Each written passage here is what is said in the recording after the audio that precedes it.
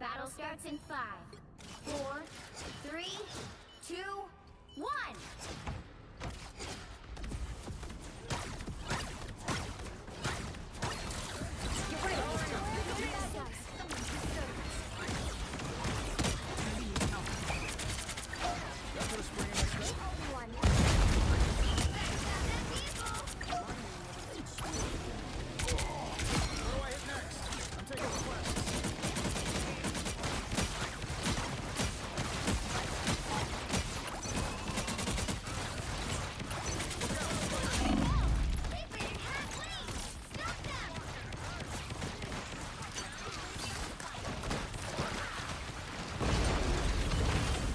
Everybody ready?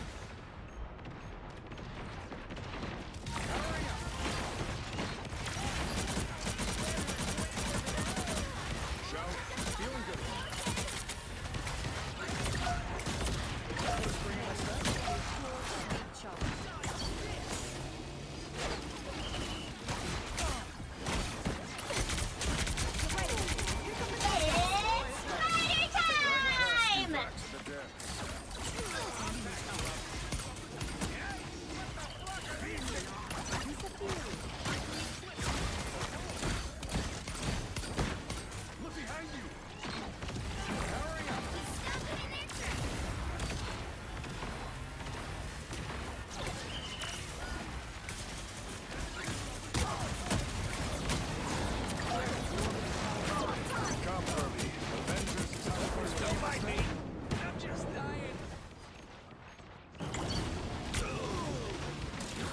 Maximum push! This is real firepower!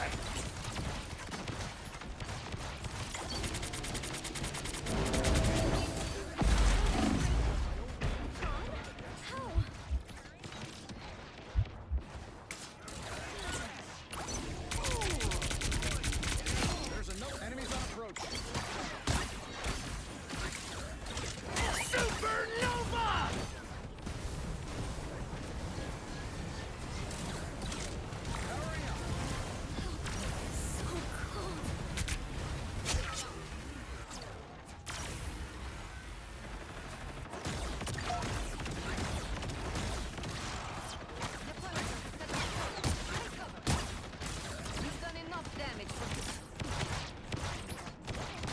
Maximum push!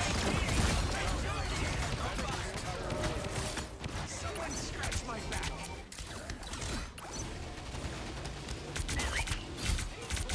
Double KO! What do I hit next? Powering up. You're welcome! Glad to help. Only 60 seconds left. There's still a chance to stop them.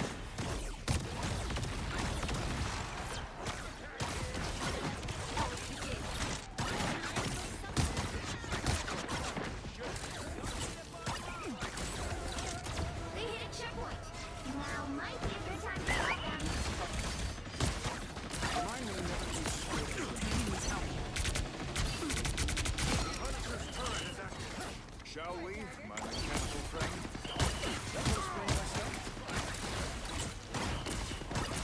Hold still. I'm trying to help. Powering up. You're welcome!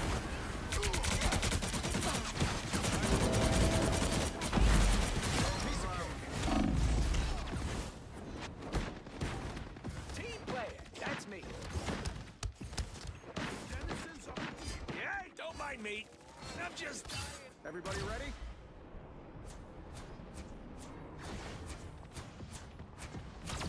Powering up. Some creatures return to the seas at once. Such pain. I'm back. Judge, jury, executioner! Enjoy the amplifier! It's spider time! Double KO! That's 3! Defeated halfway! Stop them! Wow, 4 in a row!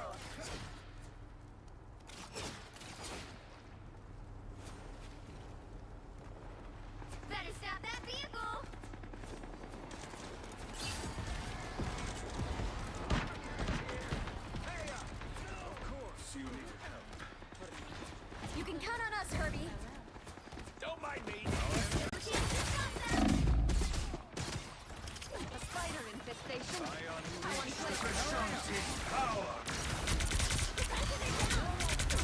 Yeah, I hold grudges.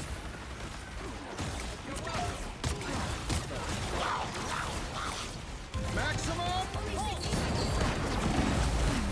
Supernova!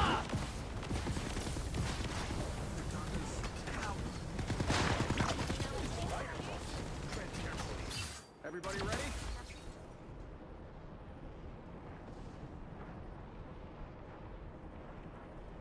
Powering up. He stopped them in their tracks. That's me. You're welcome. Down to 30 seconds.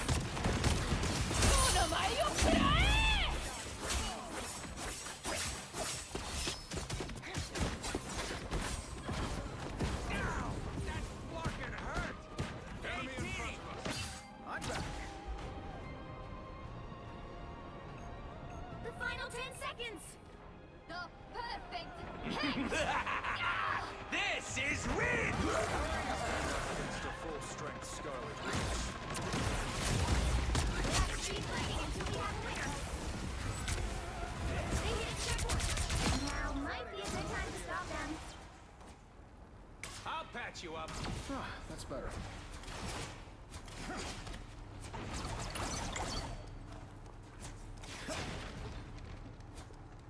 Better stop that vehicle. I'll patch you up.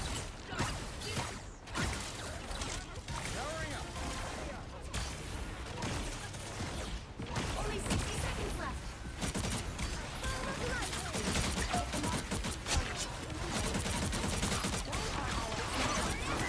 Stop them.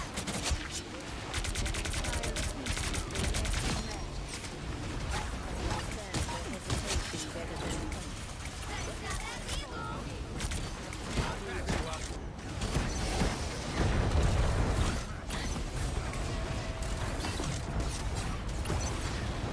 Down to 30 seconds. Judge! Jury! Executioner! Maximum pulse! You owe me one. It's party time! Final 10 Iron seconds. Man operational. Powering up.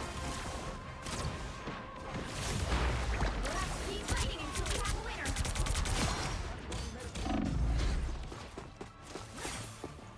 These mechanical arachnids are no more. The current score is 0-2. Time to switch things up, including which side you're on. This is gonna hurt. Move medicine. Better test this out.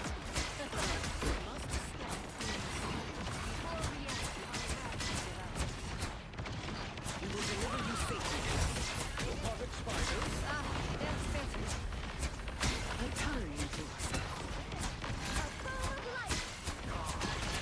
Everybody needs a hand sometimes. Or a turn. Look up behind you.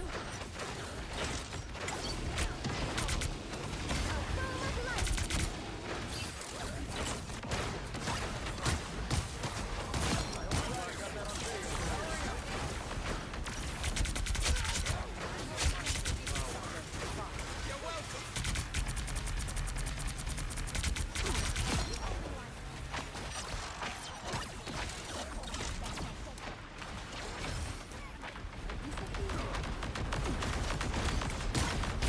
Get that vehicle moving again.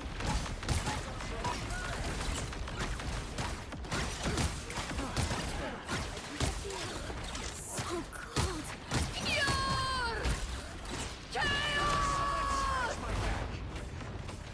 Maximum pulse!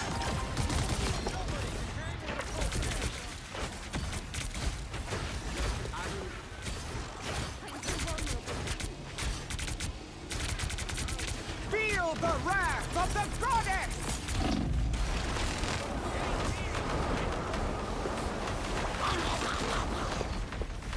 I can't move. Iron Man operational again.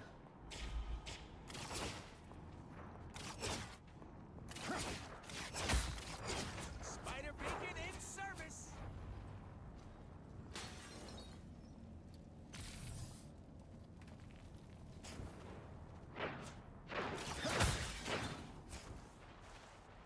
I don't think it's a welcome committee. You're welcome. Powering up. Vehicle reached the checkpoint. Keep us in the vehicle.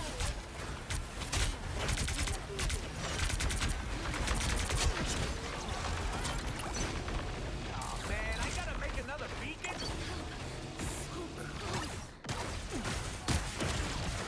I'll patch you up.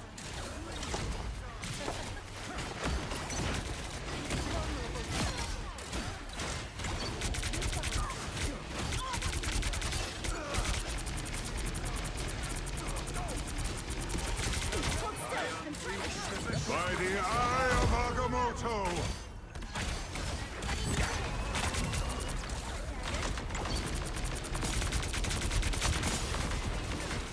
A ball of light. Hey, Petey, enjoy Us against the world. Feel the wrath of the goddess!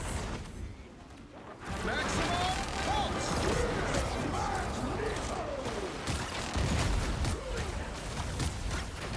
One couldn't win without the other.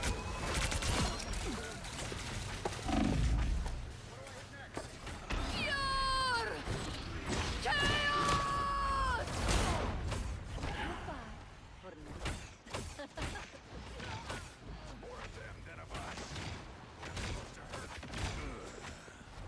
I'm back. You're halfway there. Keep going.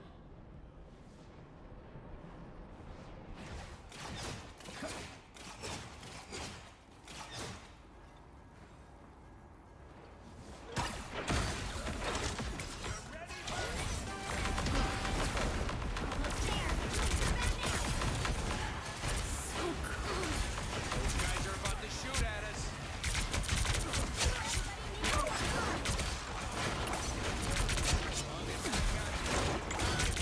Someone scratch my back.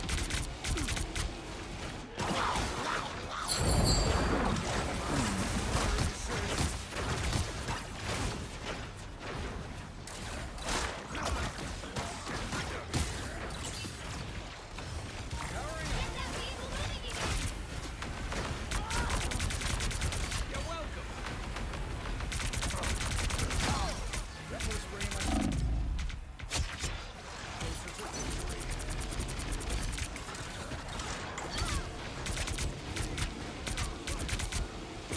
I'll patch you up.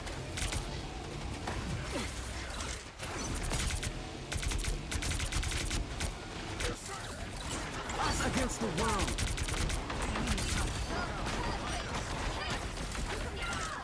Hey, Petey, enjoy the amplifier.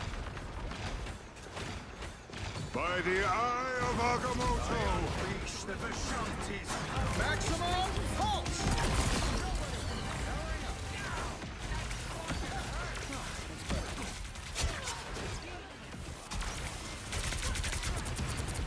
Only 60 seconds left.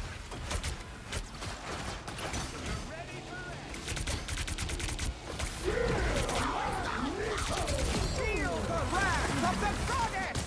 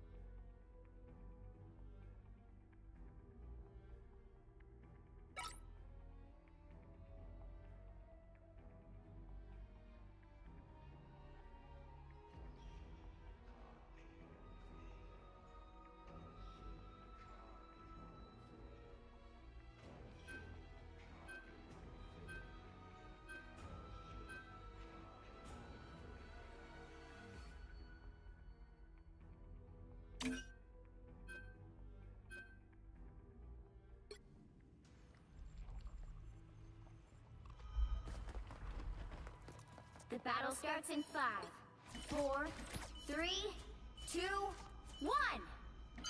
You have to stop them from securing the mission area.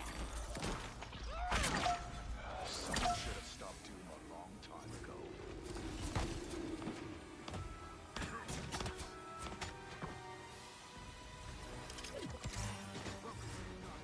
A shortcut through space.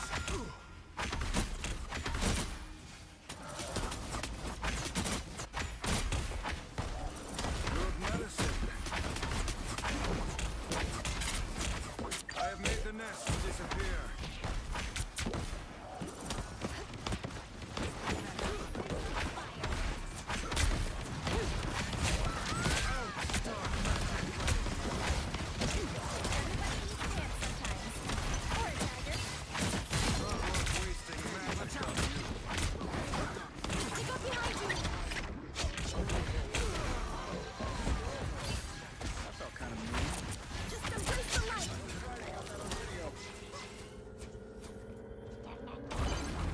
You need to stop that vehicle in its tracks.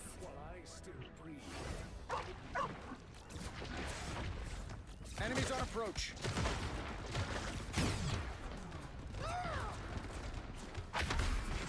Better stop that vehicle.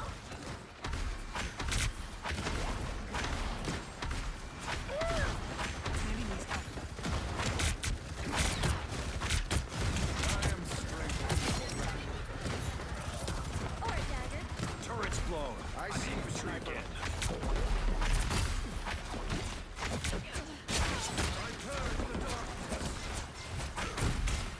Us against the world.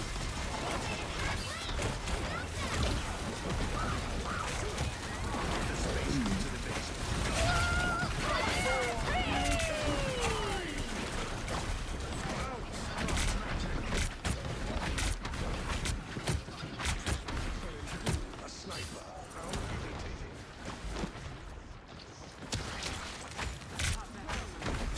Bogey's incoming.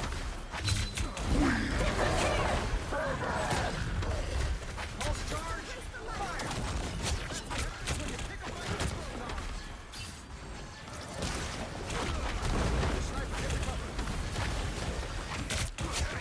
Chance to stop them.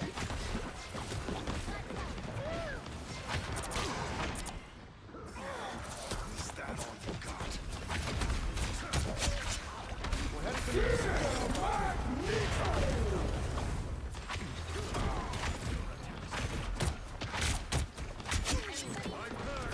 Climb right there. Usually I create my own shield. By the eye of Agamotto! Dark magic. Double KO. They hit a checkpoint. Now might be a good time to stop them.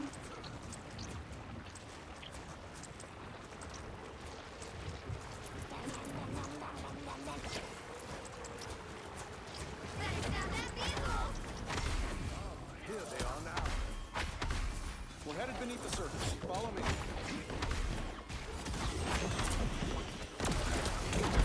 The light. Now or never.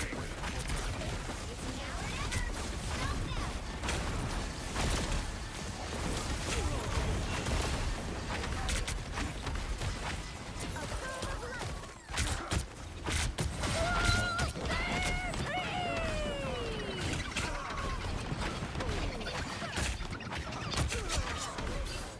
Castle went down frightening.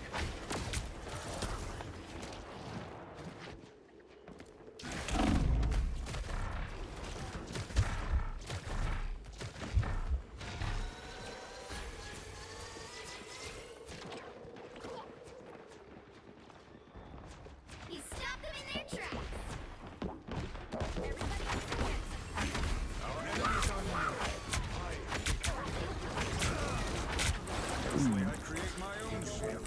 It's almost like something. I would cut Us against the world.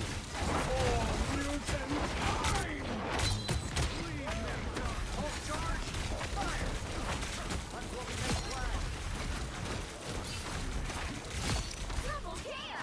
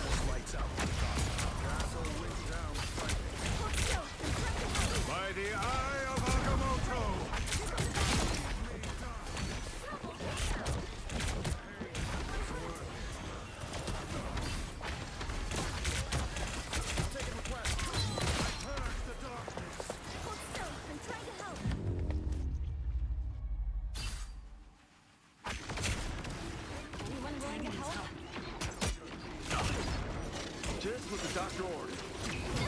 Destroy these ults as soon as you see them. One less one less problem.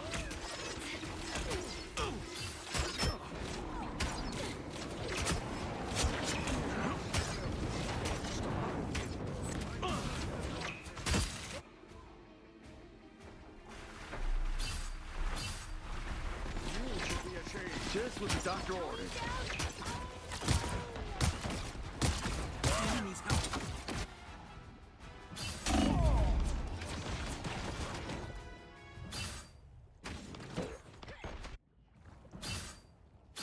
Everybody ready? If we can just hold on a little more. Only 60 seconds left.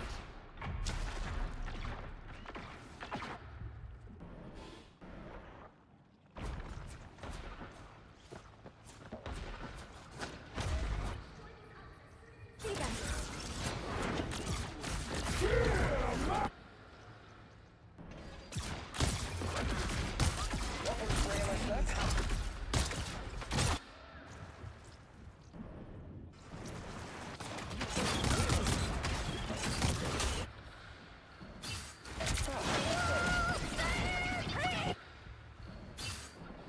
Enemy's help. Us against the world!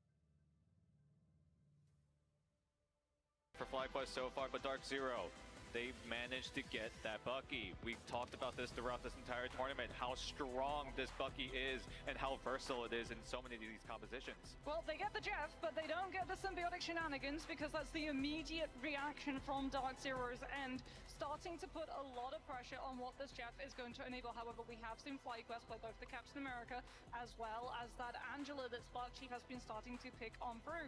Dark Zero are also going to remove the Hela composition with the Hela and Namor, so if they want to run for that dive, they can. And we're going to get to see a Winter Soldier face-off between the two teams, with one of them having to hold the Kraken Impact to react to the Jeff Ultimate, and FlyQuest getting to use these as whenever they so choose. Whenever they choose, indeed. FlyQuest have a lot more breathing room when you compare it to Dark Zero, as Dark Zero did end up getting the save onto the Emma Frost, whereas on FlyQuest they were able to get that Jeff. So far, these teams have been playing to their comforts. Well, Kuroba's not getting to play his comfort. Adam is going to be the last fan coming on through, and I'm sure a lot of FlyQuest fans are breathing a big sigh of relief over that one, given the fact that Adam having that soul bond immediately for the first fight on Domination lets you win that first fight, then you can stall out the fight long enough to start banking up that point percentage and have all of your ultimates ready to go. On FlyQuest, we might be hearing the echo chamber of the Karmic Revival cast too, because not only were they able to secure Vision's Adam, they were also able to grab up Cooper's Loki, a hero that many would argue he is the best in the world at. Cooper knowing to manipulate the clones well as we ignite the time streams. Everyone here, Atlanta, look around you. Marvel Rivals came to Atlanta to say hello to the esports world, and with our great power and great responsibility, we will show the world why we are the best up-and-coming title in the world. So ladies and gentlemen, from multiverses far and wide, are you ready to rival? Dark Zero are going to be starting things off, just putting themselves into a position to scout out the composition they're up against. We've got Impunity on that Magneto, and we've got Madara on the Emma too, so they do have a lot of frontline pressures on to that objective. But FlyQuest, they've got so much long-term sustainability with these fights, and already they're 23% to both their strategist ults. FlyQuest looking to stack their ultimates as well. Dark Zero doing the same. So far, it's looking to be on even footing, as the numbers and the health bar is going up and down and up again. Vision is going to be the first to fall, but does have the cocoon, so it'll be an even fight for the time being. But there is so much more action happening on the flank side of things, as Dark Zero are able to get a one-man advantage. Oh my goodness, Smash coming on through with that Psylocke getting to play, like you said, those off angles. FlyQuest in the first fight already burnt the regen domain, the regenerative cocoon, and the soul vines coming on out, which means that they didn't get to scoop up the original point percentage. They've had to back off of it entirely. Energy's going to be able to open up this next fight with the Kraken Impact, but Ryan mic was off. With the invisible boundaries, going to be No able wonder. to put everything down to a standstill. Vision is also very close to that Karmic Revival, so if Dark Zero do in fact pull the Yo, trigger, Dark they have Zero. to keep tabs on where this Adam Warlock is. They have to find where he's positioned, where he's located, and they have to go for the play. But Dark Zero looks like they're going to have to pull the trigger as a flawed up duelist ultimate wipe out FlyQuest, as Two both those ultimates ults. from Riot Amazing and Smash are teaming up to take out FlyQuest, who do need to run for the hills and look for that reset very quickly. That's a lethal combination coming out. Rymazing and Smash both getting the damage ultimates at the same time as Cooper went through with the regenerative domain from those doppelgangers. It does mean, however, that FlyQuest get to hold on to both the Loki and the Adams ultimates for this next fight. The question is, do they get the opportunity to use them, as Dark Zero are going to be 60% plus on the board at the moment. Madara going to have that stone introduction just to try and shut down FlyQuest, but it looks like they don't want to start with the ult. They want to kite back to the point and force FlyQuest to be a little bit too deep, so that when the Emerald ultimate comes out, the reaction has to be the regen domain. FlyQuest went a little forward. Dark Zero gave him a little space, something that we don't see very often in these domination kinds of maps. Dark Zero, though, are going to contest right on the point. A dance battle between the two. Luna Snows as Energy lands the gauntlet, but everyone on Dark Zero looking to clap right back.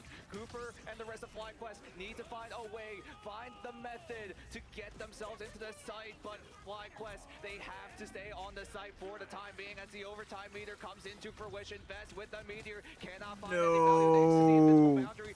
That meter would have been clutch. Gonna be the signal for Smash to go Yeah, get Dark the Zero Cutterfly just down, but is not able to find any value. But Energy and Spark Chief and FlyQuest are successful in their retake attempt. Yeah, Psylocke behind the point, not actively on the objective, meant that Energy did not have to worry about keeping the Psylocke marked, was free to go through and play off of all of the space provided by Spark Chief and Vez. And this is where FlyQuest composition truly hits its stride. Dark Zero don't have an ultimate to start sweeping FlyQuest's numbers, which means that we're going to see Vision get to hold on to this Karmic Revival for a very long time, as they just have to deal with the retake potential of Psionic Seduction from Dark Zero's end.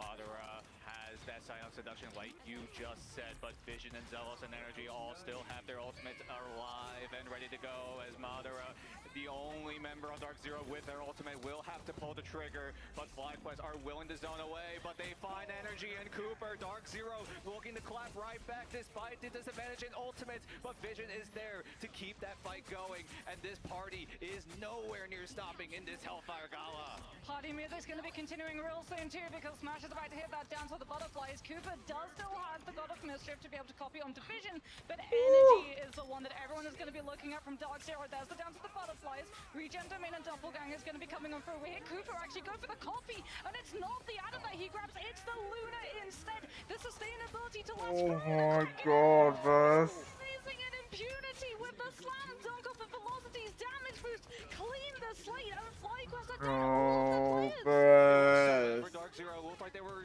using Yeah, their ultimates that's at the their same time. Ballsy point. and Kurova, a little bit of miscommunication Oh. there, but it seems to not matter for the Yeah, time that's their being, point. as Dark Damn. Zero with a triple dunk from impunity take over Yo, round number Vess. 1. So sometimes when you invest Vess. Oh my god. Imagine if they would have killed the Bucky or the Luna. Damn. body back, it's a big investment.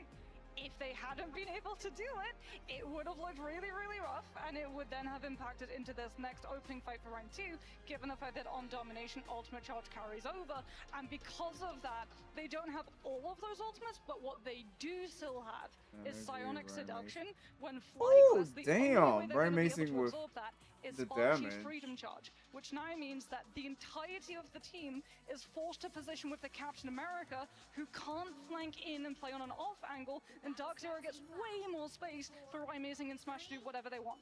Spark Chief definitely needs to stay with the team, cannot go for that flying play. We usually see most teams use the Captain America and the Jeff to go around the backline and just find a way to get backline access onto Dark Zero. Whereas Dark Zero, though, they still have that Psionic Seduction, which means that Spark Chief has to stay with the team, stay grouped, allow the Star-Spangled Path to keep the bonus HP alive for FlyQuest as they look to converge right onto the second round. Dark Zero are up one leg. Can they find the second?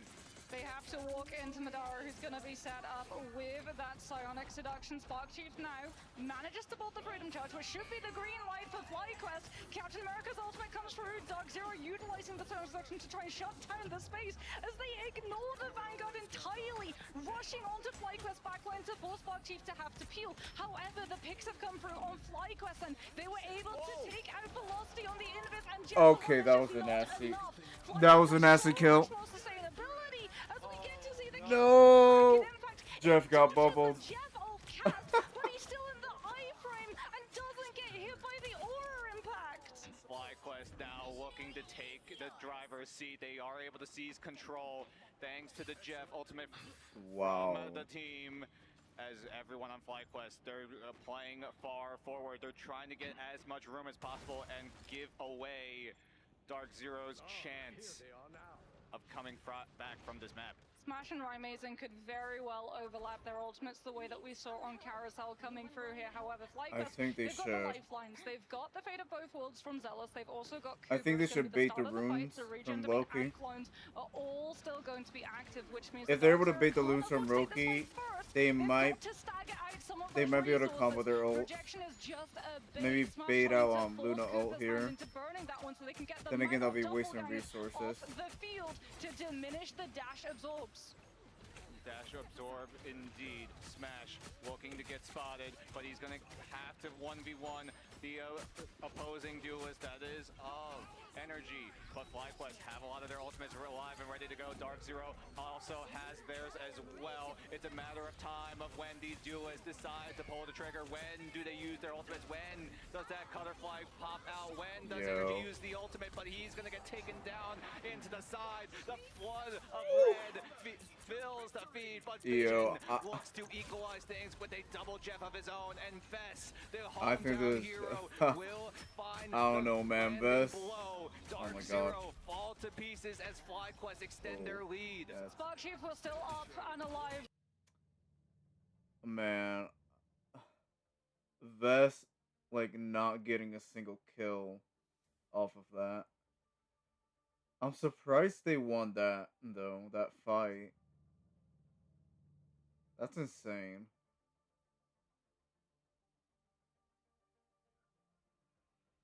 Time, it looks like they will be able to tap a foot as Galacta lights the overtime candle.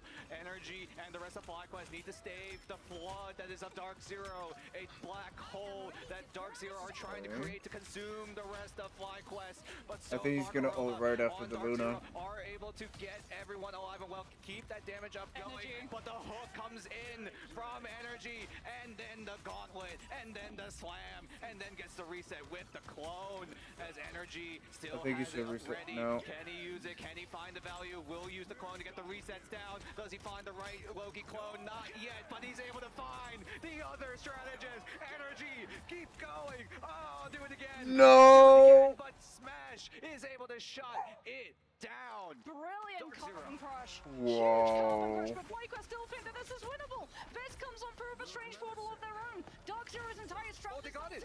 were entirely bankrupted, and Darkzero didn't think that FlyQuest would hold on to the point.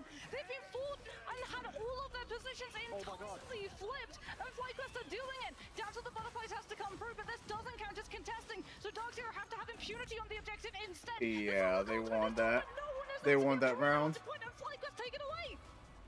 What a Yo. map number one. We are tied one apiece. FlyQuest and Darkzero. This American Derby putting on a show Oh my god. of US&A.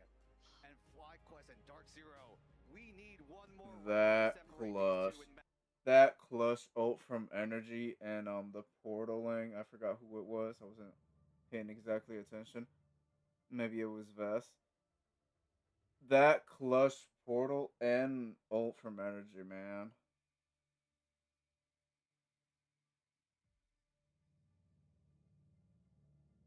Wow. Like they capitalize on that. That's insane.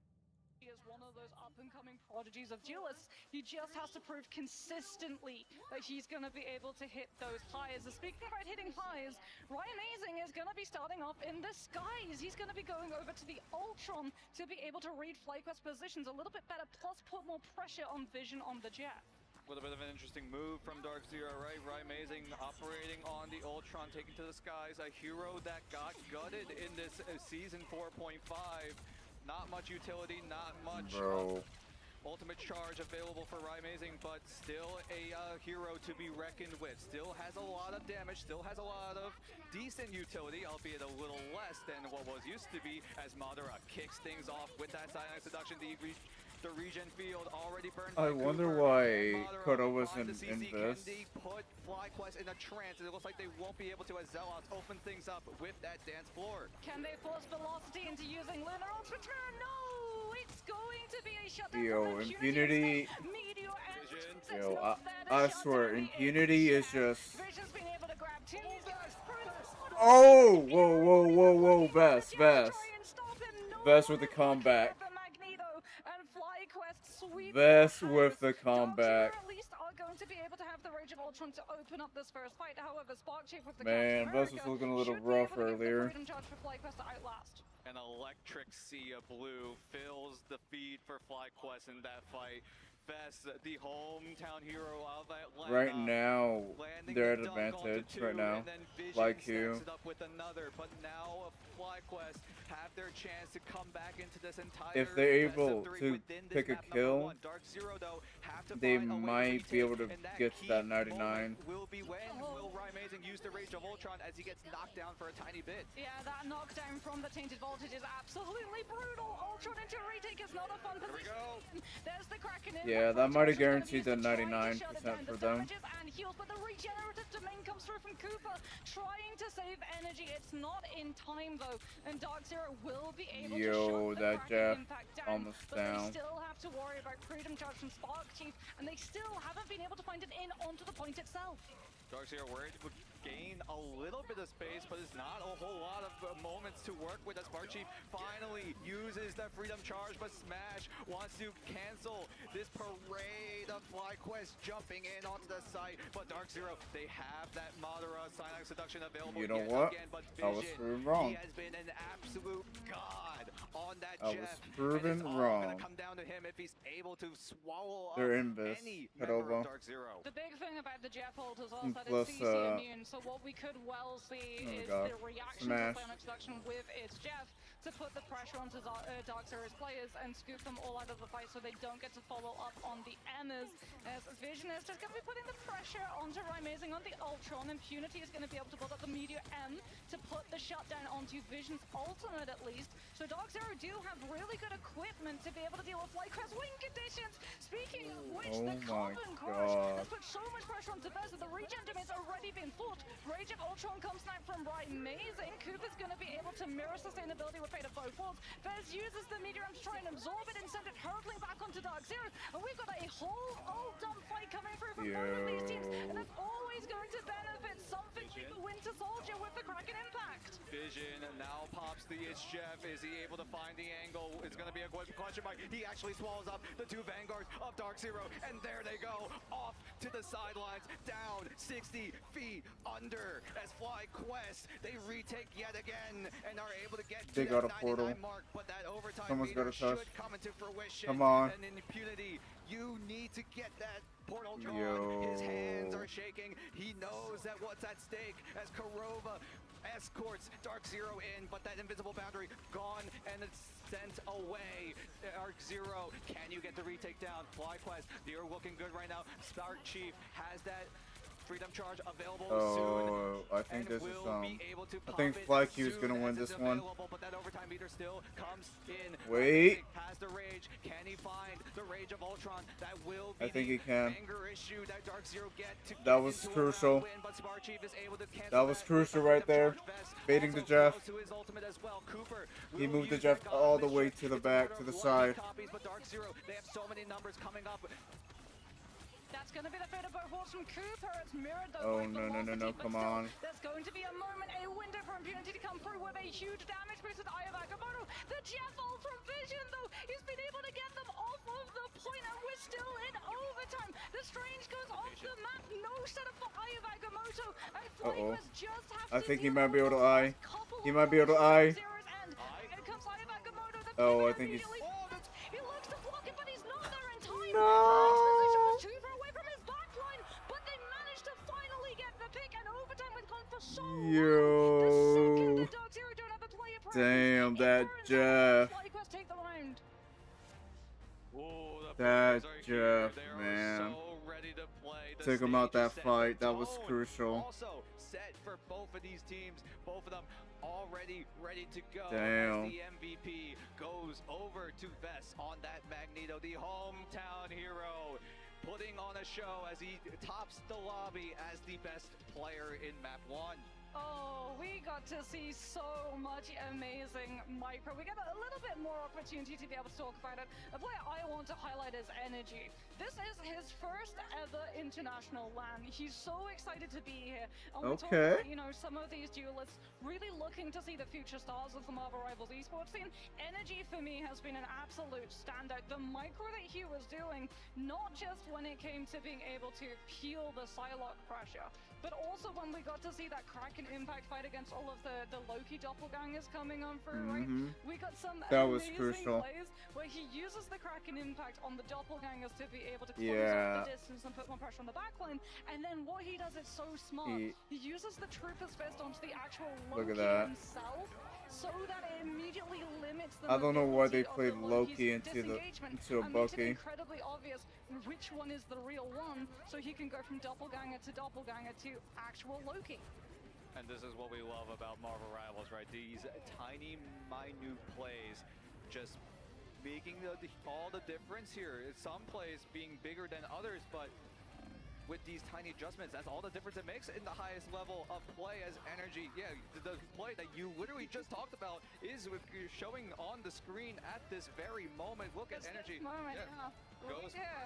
Gets the doppelganger, looks for the Kraken impact. It's overtime, is getting so much damage onto those players that are stacked on up.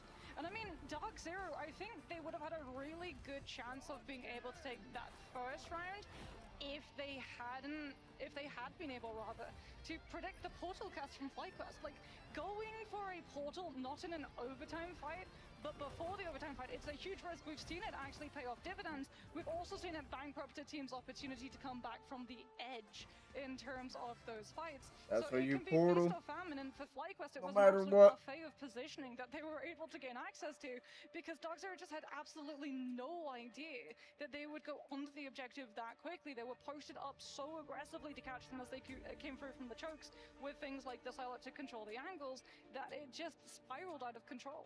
And you also have right, Dark Zero, they also... Alright, I want to know what map they're gonna pick. I think it's the team that loses that picks the map, I believe. If I'm not mistaken.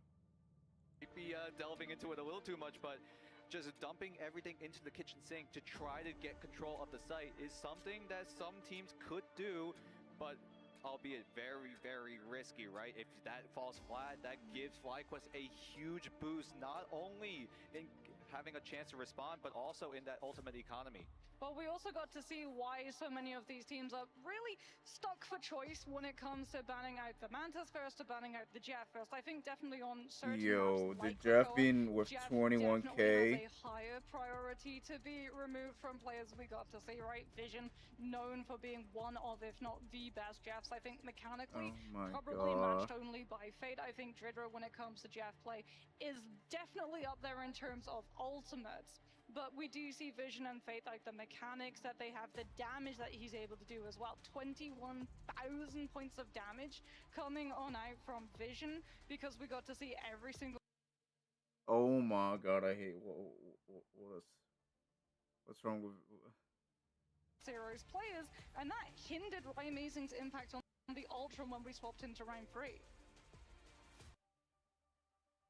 And this is only map number and this is a best of 3 here in the upper bracket. The loser is still not out. They still have a chance in the lower bracket. So FlyQuest and Dark Zero, though, they really want to stay in that upper bracket, especially since the first 2 rounds of upper bracket are best of 3s. Yeah, I think for Dark Zero too, like, they get the opportunity to decide what... I feel like they have to ban Bucky here if they still want to play Loki. Because Energy popped off with that. And like they said, they were able to like close in with with that Kraken impact, just, you know, slowly getting those picks. Like, that was crucial for them. Welcome everyone. I am Ironchib here with Dark Zero, Madara, Smash, and Velocity. How are you guys doing today? Doing awesome. Doing How are great. you? Doing good. Doing good. First LAN experience, how does it feel to be here flying into Atlanta? Super fun. You know, you make friends with a lot of the players in the different teams just from like playing ranked or scrimming. Getting to meet a lot of them in person has just been honestly the best part of this whole trip so far. I really liked making LAN too, because like I got to meet these guys and it was like really cool. This is the first time you guys have all been together? Wow. Yeah. We boot camped in LA for 8 days before this. For the fans of DZ, I would love to know personally, give me a breakdown, shot caller, banning, fight planning, alt tracking, all that kind of stuff you guys have somebody to This guy does bans. This guy does bans. This guy does ult I mean, the ult tracking. tracking, the fight planning. Fight planning. Fight plan, you kind of chime in. You kind of all chime in. Yeah. What we want to We do mix it up. I do pretty much all the bans, but if someone like has an idea for a ban, they'll throw it out, and then I'll either be like, oh, that's a good idea, or I'll be like, that's a terrible idea. I do a Everything lot of else, the heavy lifting for most of the comms in game. yeah, he does a lot of pathing comms and like 3-2-1s and that kind I of. kind of just call my flanks. If I'm not gonna lie. Yeah, watch Call that. flanks. 3, 2, 1 flanking. That's it. If my teammates take enough caffeine, they chime in a little too. Yeah, exactly, yeah. Dude, I got to keep jumping on the bandwagon. You are a controller player, a controller duelist, and I think I've been hounded over trying to get an interview with you to try to get some answers, because you are the only one doing that at this level, which I think is a huge thing to call out. Give me the walkthrough, the controller setup. What are you doing? Well, I mean, I have a regular PS5 controller. I mean, I claw a lot. I think it's really helpful for a lot of the characters. You have like different binds on When like you every claw. character. Yeah, as and that well. too. Like you need that specific. This is what he Like means by Like fly clawing. characters, you want to have specific So, buttons. And then me personally, for my when you're sense, playing I on really like to controller, play on a since he's on a icons. PS4, on Coming a PS5 from, another controller, top-down MOBA. This coming I here usually to a like third-person claw. hero shooter. Can you give me the walkthrough? Just look at my kinda what fingers. that transition was You have like, more and what brought you advantage. to this? I used to play You like could be years of faster football with it. professionally, and then a couple of my friends started go, like- playing this game back when beta was in. We all started playing. We all got to like really high rank. What I really And he has to got have used to was fast actually fingers, aiming, because like, I this was am, my first like, shooter game ever, so really struggling. had to get used to aiming. Yeah. I used to play on. But yeah, like there's the 6,000 general DPI, consensus when you claw. which was normal for a What mobile a player, but disaster. apparently not normal. This is for a normal? shooter. Sure. Are there any things that And then you clawing. think would be shocking that you've noticed in the meta that might change things up? I think there's going to be a lot more rocket than last season Yeah. for sure. A lot. A lot less triple support as well. I know, I saw some statistics. We were quite the triple support abusers.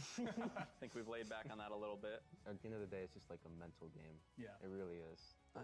It It's is. like we've It's beaten everyone in stressful. scrims badly. Sometimes we've been beaten badly by everyone as well. I feel like it really just is who's showing up that day. I'm not gonna lie. Guys, thank you so much for your time. I've been iRunChib here with Dark Zero, a team that is brand new to the land, but are hyped to be here. An incredible talent. I'm looking forward to watching you. Thank you. Awesome. Good water. Thank you for your patience, ladies and gentlemen. We will surely go back into map number 2 between Dark Zero and FlyQuest, the American Derby in match number 3 of our Ignite Grand Finals playoffs. And Moxie, what do you think Dark Zero decide to go for? There's a lot of different options. You have a convoy map, you have convergence maps to work with. Those are 8 maps already. Yeah. Which one do Dark Zero want to go for? I mean, Convoy has strengths because it puts more pressure on trying to remove the Adam and the Loki stall composition, but you also have to worry about what Jeff is going to be able to do and whether or not you can actually manage to navigate outside of your own spawn into that triple hold. As it looks like Dark Zero, they've got their answer. They're going to be taking us not to a convoy, but to a convergence, and we're headed over to Central Park. We did get to see a little bit of Rimazing on the Ultron earlier. Maybe they want to try and play around the verticality and rooftops that are there to act as cover, and ooh, that's interesting. We get Dark Zero going for the Instaban on the Emma rather than the Mantis, which means that maybe this is trying to force FlyQuest into making a decision. Do you save the Jeff or do you save the Mantis? I think personally I would go Mantis here, because then it's going to force a ban line onto Just like something that. like the Loki. Just like that, FlyQuest opt to go for the Mantis. The amount of versatility, the amount of different ways you can utilize this hero is just so beneficial.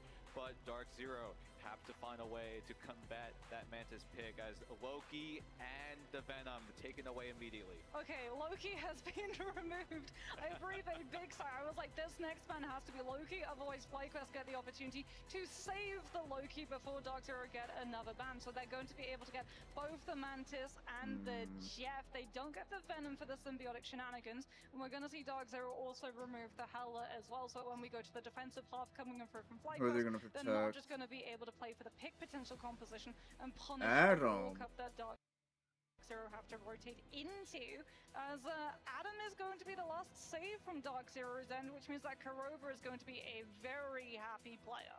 Kurova will enjoy that Adam pick, a pick that has been so strong, not only here throughout this entire tournament, that Karmic Revival just able to extend these fights as we close out the draft. Oh, they banned Emma. Loki ban. FlyQuest, they see the Adam save and they go, okay, no, we can't let one-sided Loki through because he's just going to be able to copy the Adam or potentially something like that Invis, and you just cannot allow on a defensive half a Loki, Adam, and Invis to come on through.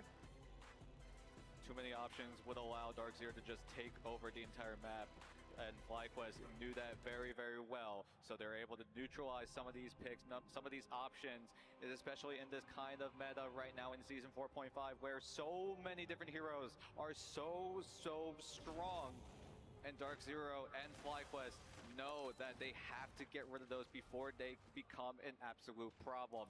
And now we set our sights on the second map of our American Derby here. Darkzero on the offensive, FlyQuest will be on the defense.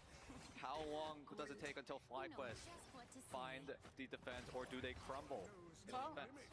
FlyQuest are on the full pocket energy composition right now. They're going to be able to come through with the Groot and Jeff ultimates together if they so choose, but it's also going to be about Zealous on the Invis Woman with the Guardian Shield, Sagas over energy, I wonder if they and the portal here. constant 24/7 damage boost from Cooper's end.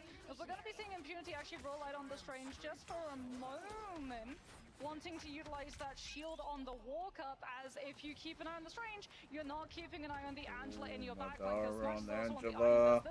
This is gonna be huge. From Darkzero, as aggressive as you would like it. He's trying to look for a spear slam onto one of these FlyQuest players to push them into Darkzero's position, but there's just no one there.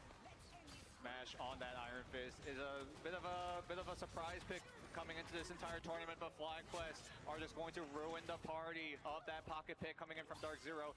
Half the members already down, so they're going to have to run for the hills immediately, and they will have to wait another day for Madara and Smash to get that backline access. I think the Strange is going to stay too, because remember they went for the insta-ban on the Emma. Emma is one of the biggest things that Doctor Strange has to worry about, especially when it comes to those ultimates. As Vision at the moment is entirely untouchable. Darkzero, they've lost the element of surprise right now. We're seeing Energy just trying to spam all of the pressure onto the stack so he can build up the Ensong Inferno as quickly as possible, playing the off angle, looking for the stuns. Every single time Darkzero decides to make a move onto point, it's the Groot walls from Sparkchief which further isolate them from the team.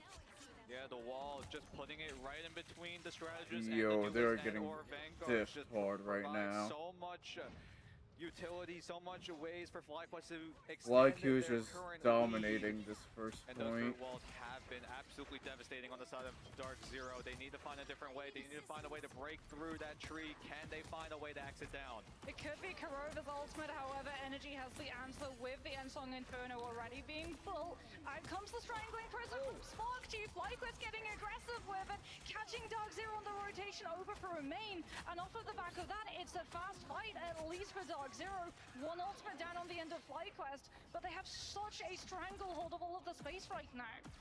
Time already down to the halfway point. Darkzero cannot find any room. Impunity, Ry-Mazing, and Velocity need to team up with their ultimates to find something that's seemingly out of nothing. FlyQuest, look at their economy. It is abundant right now. They only used the Strangling Prison in that past fight, but Darkzero have to navigate so much of the map in order to find a way onto the zone.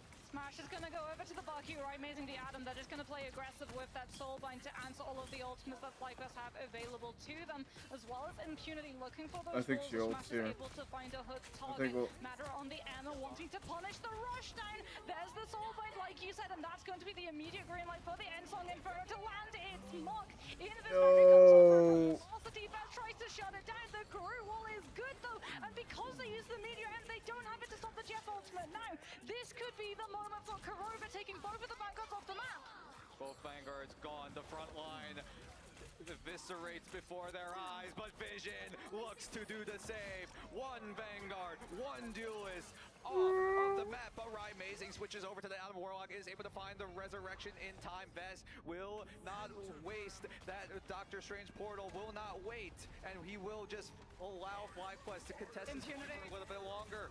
As Impunity with the Strangling Prison. Tags on 3. The Invis Shield provides the utility, but only a momentary abatement for Dark Zero as they fall to pieces. As FlyQuest look to keep that defense going. Zelos does go down, but it's still a man advantage in favor of FlyQuest. Madara is just trying to scare away everyone of Dark Zero as Kurova will find the Mantis. Cooper goes down into the abyss, and FlyQuest so Whoa, wait a minute. Still standing tall. How did Kurova get his ult back fast? Look at Vision. The fact that they committed the It's Jeff to be able to remove Cooper's potential for stall because Zealous had swapped onto the rocket, doesn't manage to get the BRB into a position in time to save one of the FlyQuest players and push their position onto the point, but because of that, they're actually holding up a little bit closer. Out comes the Angela as well with the descent from Spark Chief, enabling so much additional extra health and attack speed onto players from Dark Zero, and they push the attacking team all the way back into their spawn. This is awful news. They have no space to be able to work with, and FlyQuest are going to be able to drain the time back even further, as well as the ultimates from Dark Zero's end. So many ultimates on FlyQuest. Dark Zero don't have many to work with. Rymazing and Kurova are the two members still, but surely getting their ultimates so soon. Madara goes to sleep for a tiny bit, but FlyQuest have a lot of ultimates, and that's going to be one of them. Make that 2, make that 3, as they dump everything into the kitchen sink, as Fest tags on 3. Oh my goodness. 3 go down. FlyQuest flying sky high yet again.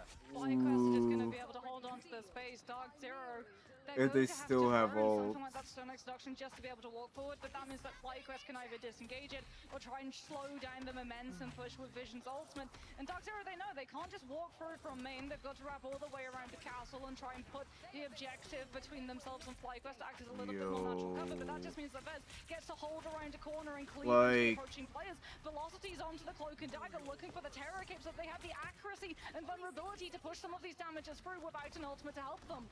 Dark Zero have a little bit of ultimates, but FlyQuest most notably have to have his Retribution and the Jeff combo. They're going to use it to their advantage. How many do they get? That's 3. Vision, you are so good on Jeff. 3 into the abyss. That's half of Dark Zero as the rest of them crumble to pieces. 30 seconds left for Dark Zero to find a way back. You want to know how long as well that play was set up? Vision already had a speed bubble in place so he would go off of the map faster if Dark Zero started getting him low enough. Smash is going to move over to the Winter Soldier. FlyQuest now putting a lot more distance between themselves and the Bucky as possible, so that energy is just entirely untouchable on this Phoenix all the way from the back line. Bro, I don't know. That Karmic Revival. When did Never found a chance Jeff to put use that it at a good bubble? time, but Energy and the rest of FlyQuest are starting to cycle their ultimates yet again. Here comes Oh, The yeah. target has to be Rymazing, or else this fight will go for so long. As Rymazing does get the Karmic Revival down. Impunity and Madara are dangerously low, but they're able to bring themselves back into the fight. FlyQuest, though, have that Soul Resurgence waiting on Cooper. It's a matter of when to use it. They will use it in response to Velocity's Eternal Bond. And so many members, so many particles being thrown onto the payload, onto the site, as that overtime meter does come into fruition. It's going to be overtime, which means that Vision's ultimate is going to be getting even more value. I wondered whether or not he would go for the Eat onto Velocity out of the ultimate, but no, he holds it as Impunity holds the meter, and this should be a slam dunk onto the chalk, and there it is. Dark Zero are able to stop their players from being absolutely hostaged by Vision on the Jeff, but they're still having to take fights against FlyQuest players. They use all of their ultimates against the Jeff's ultimate, and now they have nothing left. It falls to Smash with the Kraken impact to come on through and touch onto that objective, but there's just too much space from FlyQuest players, and he doesn't have the confidence to commit. He had to wait for his Emma to fall down before he got into position to tag in, and they lose the round without getting to use the Kraken impact. Little bit of a what-if moment if they were able to get that Kraken impact down. FlyQuest were able to get that defense going, only giving Dark Zero a single point. And that gives FlyQuest so many opportunities, so many ways, so much time for them to equalize, match what Dark Zero did, and they're looking good and on pace to get that 2-0 win. Here's where the planning comes in for Dark Zero, though, because it is going to be the Helena pivot. It is going to be their turn to go on the defensive rather than offensive. What I worry about is that Mantis was able to get secured on the end of FlyQuest. So yes, you have a lot of pick potential with both the Hela and the Namor, not really relying on the ultimate cycle to be able to find those eliminations, much more in the downtime of rotation. So you want to have something like Matador and Impunity, just try to get as much disruption on the front line as possible. But FlyQuest, they're going to be starting on the attack, and Central Park is one of these points where it's not just you walk main. There's so many angles that are available for that attacking side that the heads are going to be constantly on a pivot from Dark Zero's, and if anything falls through and they don't manage to mark it, it's going to be too late and first is lost. And with those different routes available to FlyQuest, they will use that to their utmost advantage. Spark Chief on that Angela will look to circle around and behind Dark Zero and maybe look for a skewer into their own team. Dark Zero do have a way to go back in. And you go, yeah, they're going straight in.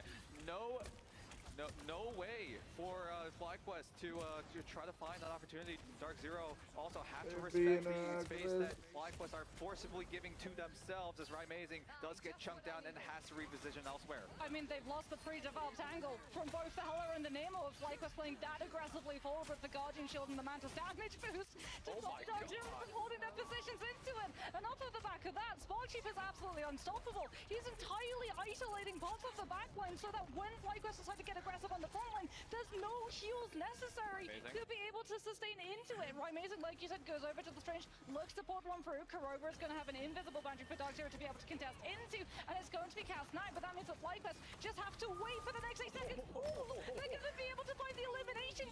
I think she will. Energy is the star player, already coming out with the double. Spark Chief is able to find things as well. Fess also capitalizes as well as Dark Zero fall apart, falling yet again, and FlyQuest, quick and you miss it, will take over point 1. Vision's going to have its chaff as well. If Dark Zero tried to set up, well, they can't even set up a Fringe portal. They used it. So FlyQuest are going to have maximum amount of players free on the objective to get it as close enough to the finish line as possible. And they're going to send Spark Chief out to roam, disrupt Dark Zero's setup so they don't get an opportunity to stall out this attack. Spark Chief using the shield to keep himself alive and well, finding a skewer onto the Jeff, but FlyQuest, again, the ultimate economy is just abundant now as 40.42 meters is the difference between a FlyQuest 2-0 victory and a Dark Zero defeat. Can they make it work? So many ultimates, so many resources dumped right onto the fight, and that's all the difference. FlyQuest. No damage needed. FlyQuest get it done. FlyQuest got it. 2-0. So many resources, but not enough bodies on They're just built different.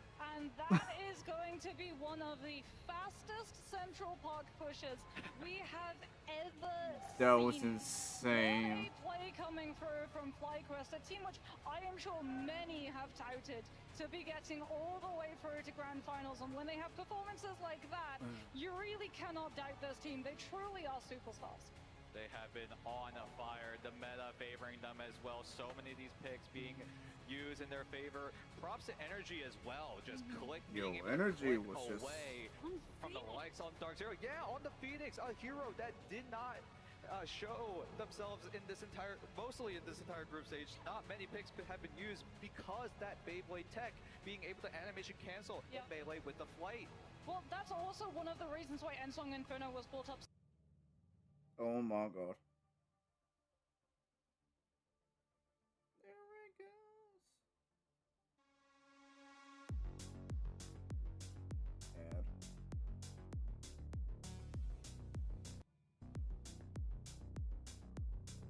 What's the next one?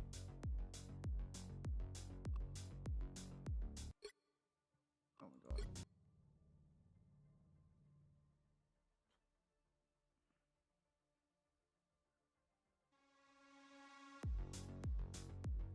No, man, that... Not gonna lie. FlyQuest Jeffs was good.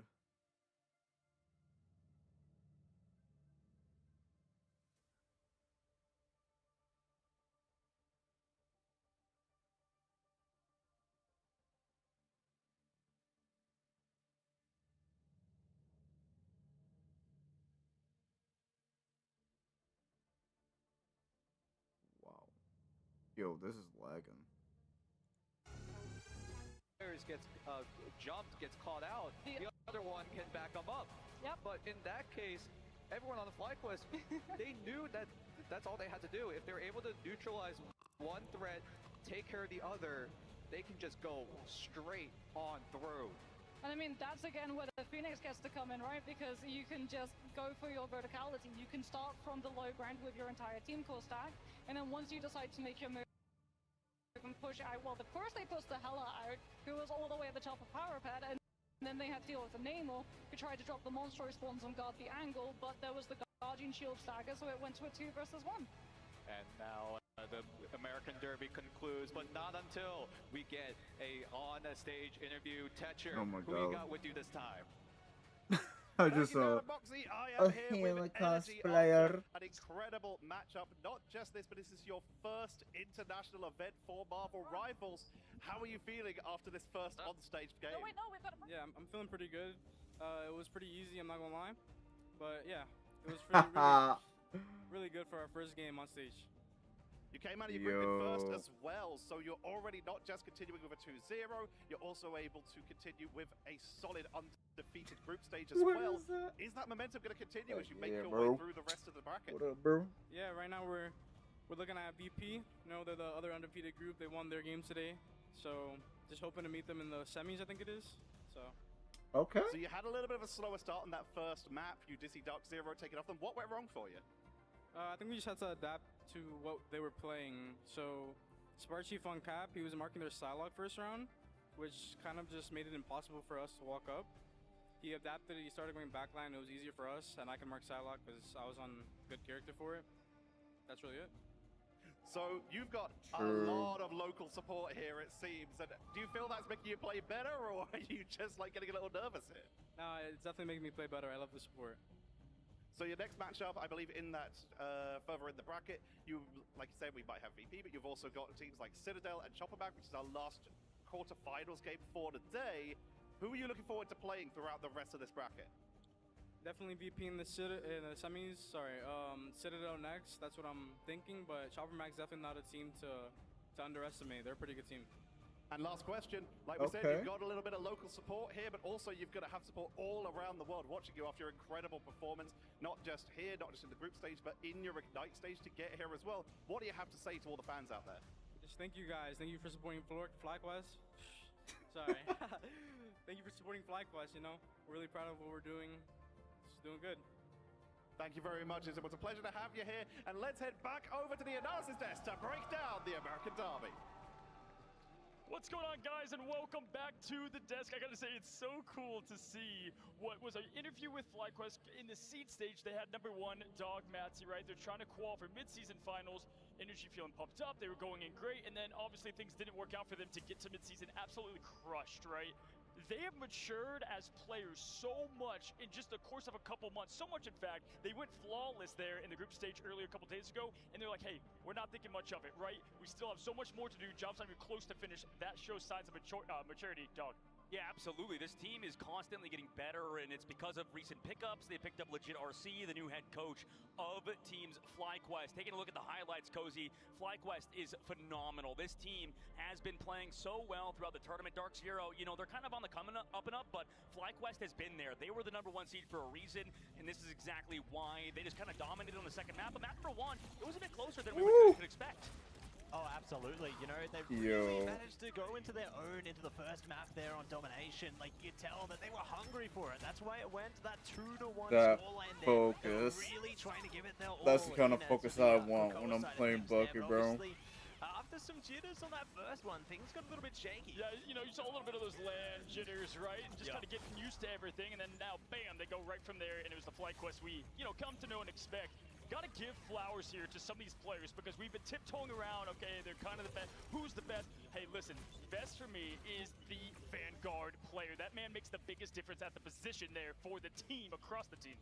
That's a great point out, Cozy. I mean, Vest has been that guy, and it feels like, you brought it up when we were talking behind the scenes. I thought it was a great point. Vest, the only problem with dealing with Vest is you can't solve him, really. It's tough because the Spark Chief is obviously there to fill in a lot of the other heroes, a lot of side heroes, but Vest does not have any gaps. His Emma, his Mag, his everything is just phenomenal. Dr. Strange, he can play it all. Yeah, they kind of make a symphony out of chaos, right? They're able to slow things down. We saw at the end there on that map. And you know what, for me, Matsy, I got to talk about energy, right? Because, hey, Young Buck, 16, now 17. I don't know what you were doing over there, Matsy, at 17, but man, this guy, biggest stage, is now becoming one of the players that people know by name easily. Yeah, and it goes to show hard work pays off, you know, when you're able to have this kind of drive and determination at such a young age. It really goes to show they've got a long career ahead of them here at esports, and I think that this is only the beginning of what they're capable of. Absolutely, and if you look at all the other pickups in the bit of the rosters, right, I mean, you have Vision, who was the best player on ShroudX. They get him over to their side. Not only is he the duelist side of things, but now he's flexing to one of the craziest Jeffs in this tournament, boys. Like, I mean, we've seen a lot of Jeff the Baby Land Sharks, but my gosh, it's always fun to see him on screen. You know, listen, Dog, you're talking a little bit about Spark Chief too. You're talking about what he's added. You know, he was the Hulk guy, right? But then Hulk's kind of, he's out. Vision diffed He has to fill Korovan, in all those dive heroes, right? A lot of the Angela, a lot of the Venom, a lot of that Captain America. He's sort of that guy who does that. Maybe that's the hole that they have, but the problem is Vest, not Vestola, is just so flexible. And then also, like you mentioned with Vision on Jeff, I mean, he's doing so much. The only guy at the moment I think that has matched that level of Jeff has been Dredro for VP, and you know how much we've talked about him. So this entire squad is so good right now, and it's off of huge pickups in the mid-season, like you called out. Yeah, it's a shame there's a little bit of region-on-region elimination there, right? I'm sure they were a bit sad to send Dark Zero down to that lower bracket, and they're going to be playing the winner. FlyQuest will be playing the winner of, again, Chopper or Citadel, so you're going to have a good classic matchup there. Yeah, Dark Zero, let's quickly give them a little bit of talking points here, right? You know, very good team. They definitely have done well as a unit. We take a look at the bracket here. We'll see even more to it. Dark Zero going to be playing the loser of that. Definitely a dude, getting Citadel or Chopper? It's rough. My gosh. Yeah, that's rough, man. I mean, you know, you've seen so much of Chopper, Mag, and they're against Citadel. That's another top team. Absolutely, you know, it's just the battle of the revenge matches, right? Chopper Mag, they got their revenge story from the mid-season finals against Citadel, obviously in previous instances of their rosters there, but then if Chopper Mag are defeated, it's another revenge story into Dark Zero, because obviously the first time they faced off, Dark Zero came ahead 2-1 in that series, and I just don't know which team is going to take it. It's just neck and neck in these final matches. It really is up in the air, and speaking of up in the air, I mean, 100 Thieves versus Reject down below, and then Dark Zero, you talked about them, right? That's a tough matchup for anybody, FlyQuest being them. Dark Zero has been sort of just like a team that's growing, like Cozy, like they're constantly getting better, but it's a matter of timing, right? Can they get good at a fast enough pace to catch up to teams like FlyQuest? Yeah, and sometimes momentum, it stops pretty hard, right? When you go in with Reject, you had the loss there. They definitely have the talent on the team. That's never been an issue. It's more of, can they put it all together, right? Can they make it all come together in one beautiful harmony? Like we saw Can they adapt? I mean, when everything was thrown at them, they were cool, collected, ended up getting the dubs here. So absolutely awesome match for 3. We have one more upper bracket matchup, which I'm stoked to see, y'all. Don't go anywhere, Citadel. Chopper Mag coming right to you after this quick break, my friends. Oh my god.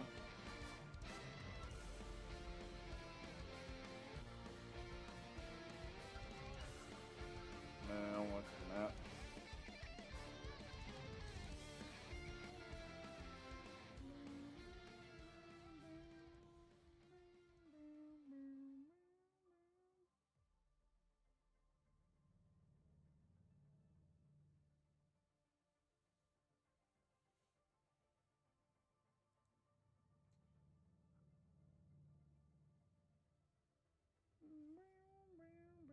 Oh my. Switch is not live. That's weird. Oh, probably because of the thing.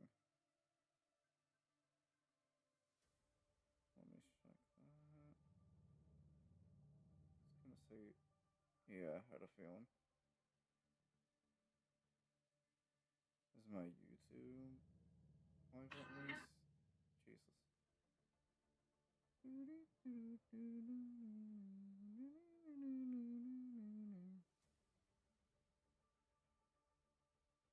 Oh.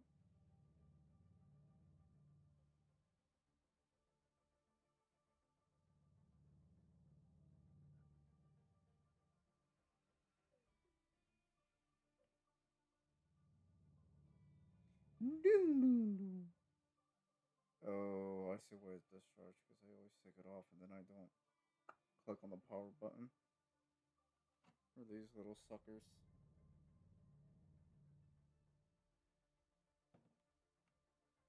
Man, I want to play horror games on that.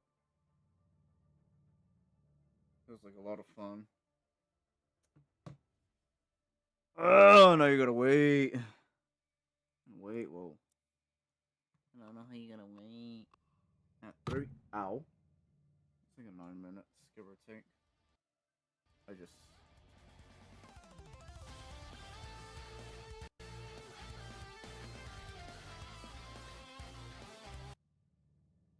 That was dumb.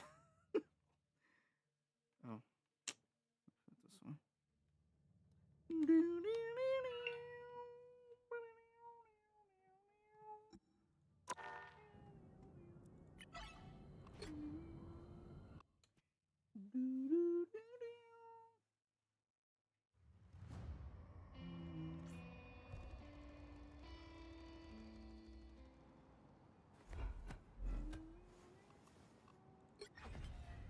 Jesus, that thing. Did everyone miss me while I was off soaring through the stars? Hey, brother. Hey, we don't want that high sensitivity.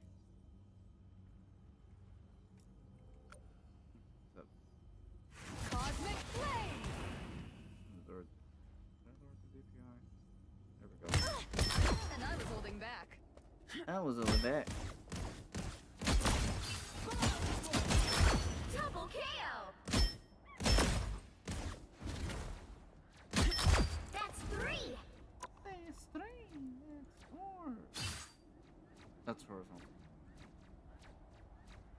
Let's try 75.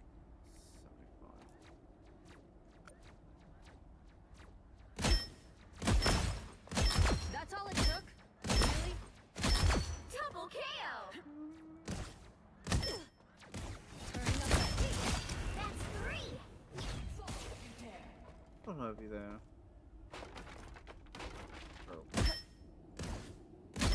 Ha! There you are. Taste my fury.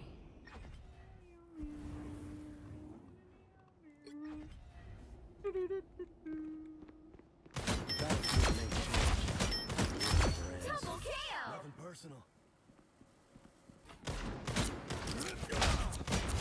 That's 3! Wow, 4 in a row! 5! That's amazing! Let me get this out of the way.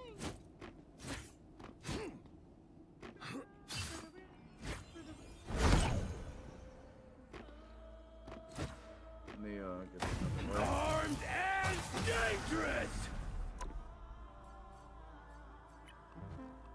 Armed and dangerous. Who do I have trouble with? Probably the Spider-Man.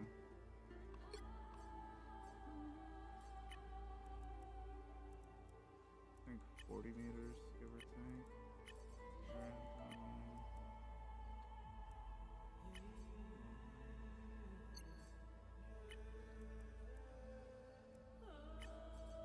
Sort of basic combat.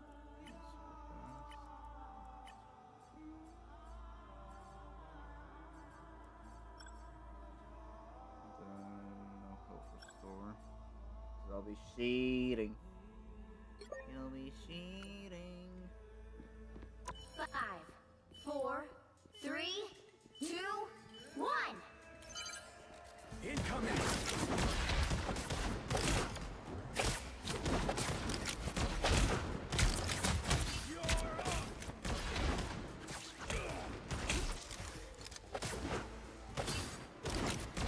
Target neutralized. That's basic. I'm just trying to get. I forgot.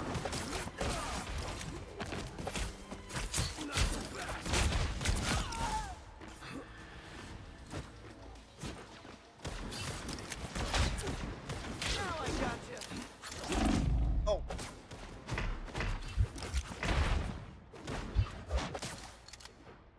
Where is he? Where is he? I think he's gonna web me.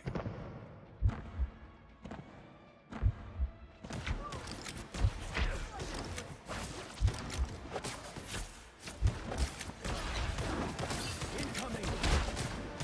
Nothing personal.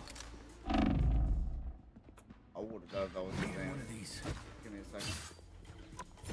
Give me a second.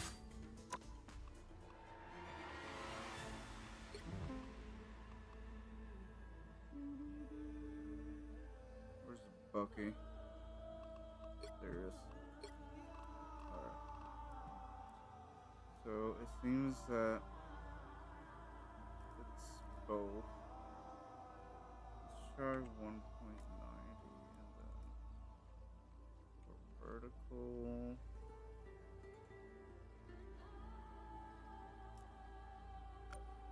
Alright. 5, 4, 3, 2, 1.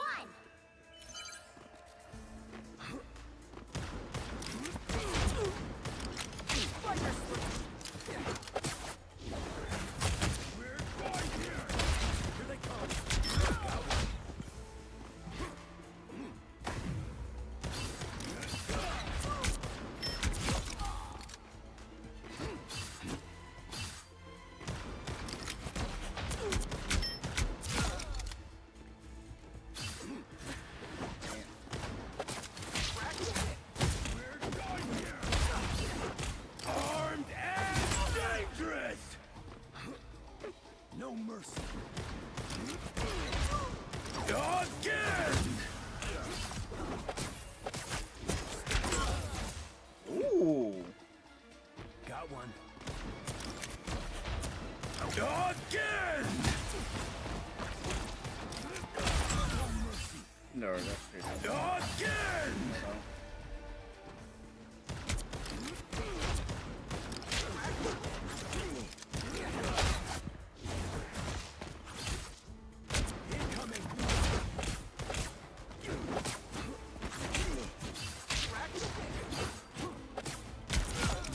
Yo, Spider-Man movement is crazy.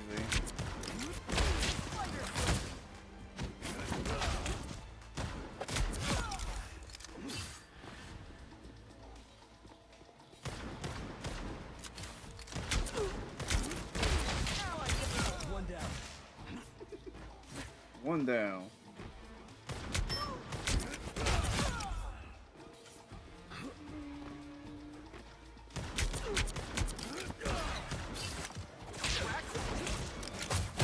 Your battle's over. Crack the whip. This should help.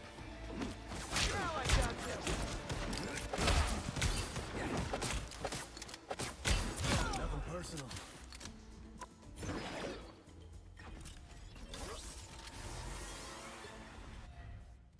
Please, can we discover 4, Aunt May's cherry pie 3, dimension? 2, 1. Pretty sure those are bad guys. Gonna get sticky!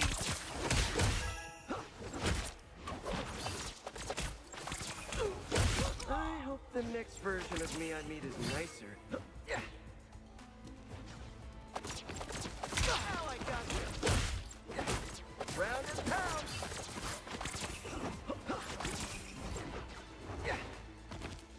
Oh, I feel like I'm not. Wait a minute. Don't mess with the amazing Spider-Man! Do I really have to have high sense? Supply day. Oh wow, no wonder. Need that reversed. Well, actually, need it fast.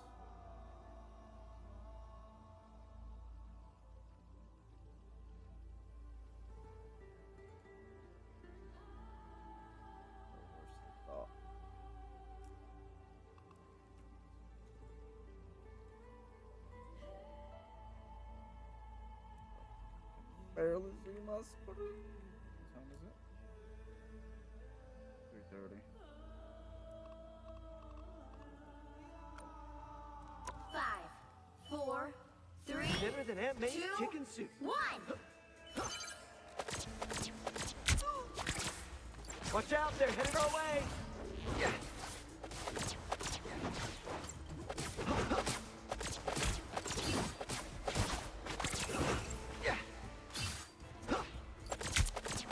Now I got you! Gonna get sticky! I the next version of me I meet is nicer. Yeah. Gonna get sticky!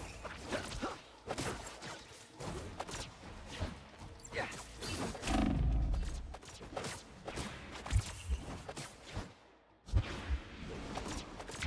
I hope the next version of me I meet is nicer. Spider Fist is ready to punch!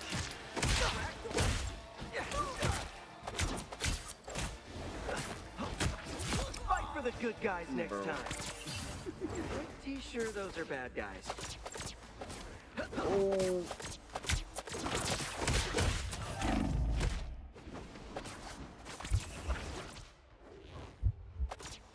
Spider Fist is ready to punch! Woo! I know that was basic, but that was intense for me. I gotta improve. Alright. Alright, let's see if this thing already started. It looks like it has. 3:30. They're probably doing the team intros. Like Schumag or Schumag. Oh, whoa, never mind. Oh yeah, they are. To prove that they can be the very best that they can be. You know, it's just that team Damn, cohesion they lost. under the coach J-Mac there, the flagship They lost. leader. They They are lost. just able to really bring it their all. I would like to do the whole lay down. You guys carry me out there. Can we pull that off here on Yeah, Test? Is that possible? I don't know, maybe.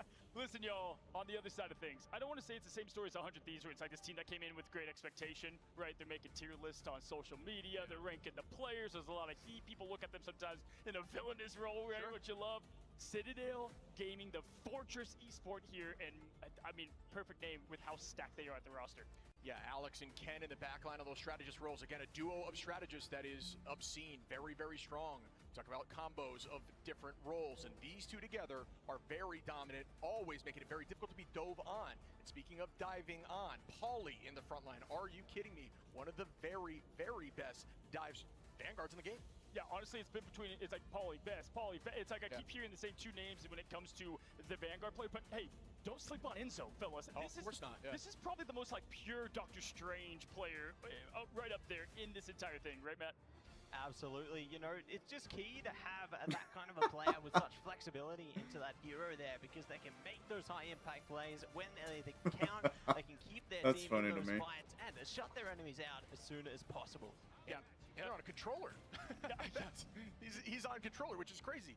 Him and Skittles, a battle of controllers, going to be in this matchup. Yeah, dude, that's such a great highlight, right? We had Smash earlier on the duel list. Obviously, TTK is the other Vanguard. But then on this side of things, you have every role represented at the highest. I remember I was like, okay, I want to get serious about gaming. I got to drop the controller, go to PC, keyboard, mouse.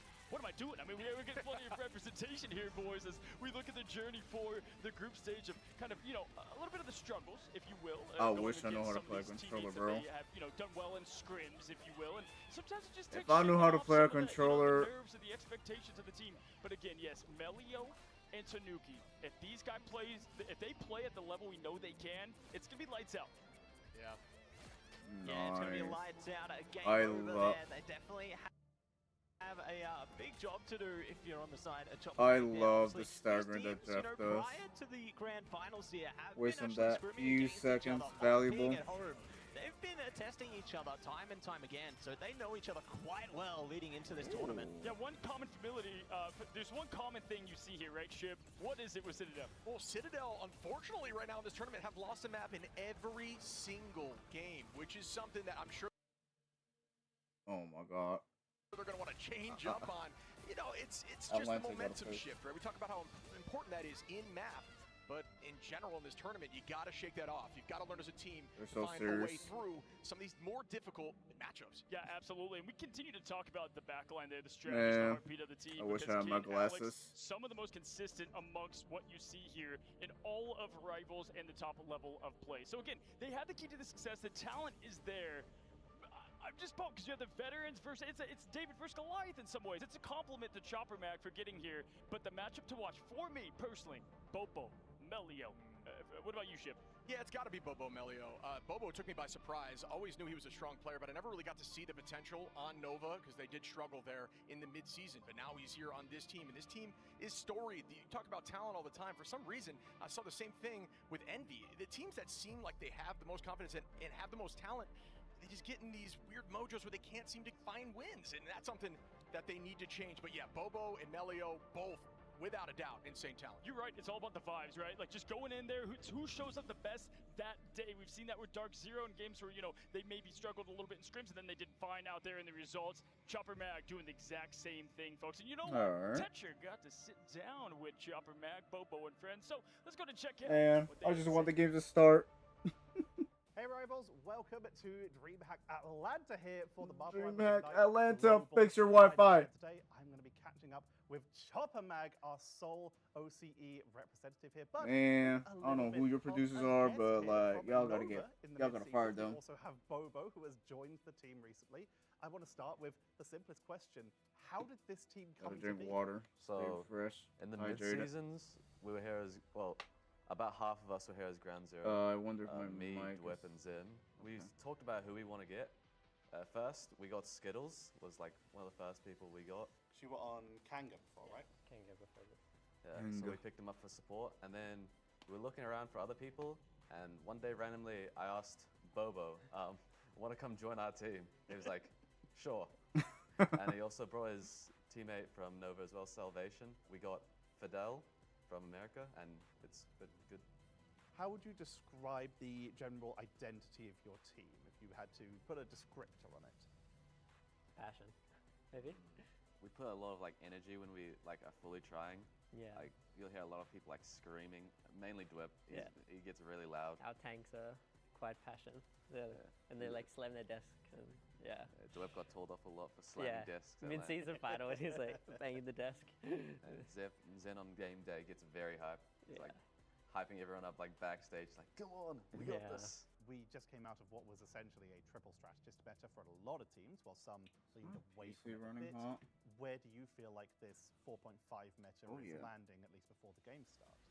Yeah, I think Should've the left it support in the meta other actually, case. like Raccoon and Jeff are like both very strong. Invis and Luna are both still decent because the 275 HP, it really helps. Cloak and Loki struggle a bit because they get one-shotted so easily. True. But yeah, the very backline is very strong. And I think Mantis is still very broken, like with Ultron. Anything to add? DPS, Yeah, yeah. Star-Lord, Star-Lord. my favorite. Yeah. Yeah, Very in cool. Zero Season, my favorite hero is Hawk and Star-Lord. So I'm good at him, and the Rocket team up with Star-Lord. I like it. I like it too. Did you say Hawk and Stars and Hawkeye, or did you say Hulk and No, Stars? he said Hulk. Hulk. In season 0, he played Hulk. I'm Chinese #1 Hawk. Is there any chance we'll see the Hulk I want to busted learn. out in the? I want to learn how to properly hurt. Thank you all. But he was talking about that Star-Lord at Rocket team up. Oh my god. It is so good. It's basically like if you gave Tracer the ability to place like, you know, her backup. I don't know what's it called, like, you know, when she dashes backwards, like a time reversal, or I don't know, I forget, from Overwatch, where Tracer, you know, she's like, her gun play is like similar to Star-Lord. Only difference is the ability where she just like reverses back and she gains full health or whatever X amount of health she had. And with that Rocket team up, you know, Star-Lord X Rocket, you're basically giving Star-Lord that Tracer ability. Only you get to choose like where you would like to back out. So you can just engage into a fight, and then if you know you're gonna die engaging in that fight, you could preemptively, you know, use your E ability and then just pop back out. The peel and making miracles. We've got our strategist buddy on this team that will get it done. Please welcome my friends, Kin. However, there's a pro comp, so I don't know how this is gonna work here, but you know, healers are good. Oh, coach of that team, bringing it all together. We got Sela. We have a legendary matchup. Citadel, Chopper Mag. Paulie. Ready to get this story. Is it David? Is it Goliath? Is it the upset? One Titan falling. Underdogs are rising. And to bring you all the action, we've got a couple amazing casters over there. Ryan, Tetcher. Let's break it down. I've been able to escape the hosting for just a moment, and I am here with Ryan. Oh my god, we get to bring you this incredible game. A lot of people I've spoken to have said that this might be the one to watch, because a lot of people have been saying the trajectory for Chopper Mag has been like this. Yeah, it's scary. How involved you are with Marvel Rivals doesn't matter when you get a series like this. You have the unsigned golden children of Chopper Mag that have made their way through groups, going up against villains of Citadel Gaming. There's a lot of people on Reddit that are almost wanting to see the demise of this team because of the way that they almost act, right? Like, just they want to sort of really put their opponents under a lot of pressure, get into their heads. They're the games that Citadel like to play. It is Halloween, it's spooky season. It's whether Chopper Man could be the final girl or whether it's going to be that monstrosity of Citadel moving on up.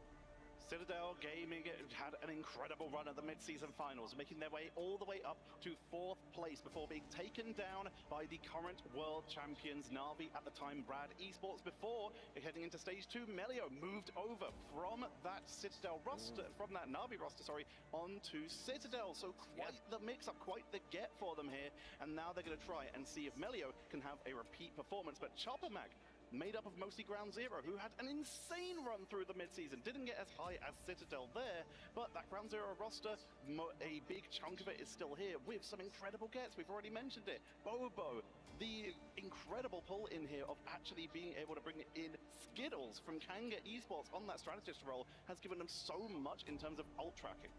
For both teams, they feel a lot more well-rounded, right? Whilst we haven't seen like a move out, Pokey, for example, for Citadel is on the bench, looking to be used as and when needed, but it really depends on the kind of meta and compositions that we find ourselves in. Citadel Gaming have really enjoyed their time trying to run triple strategist, especially if they can get Tanuki on the Jeff.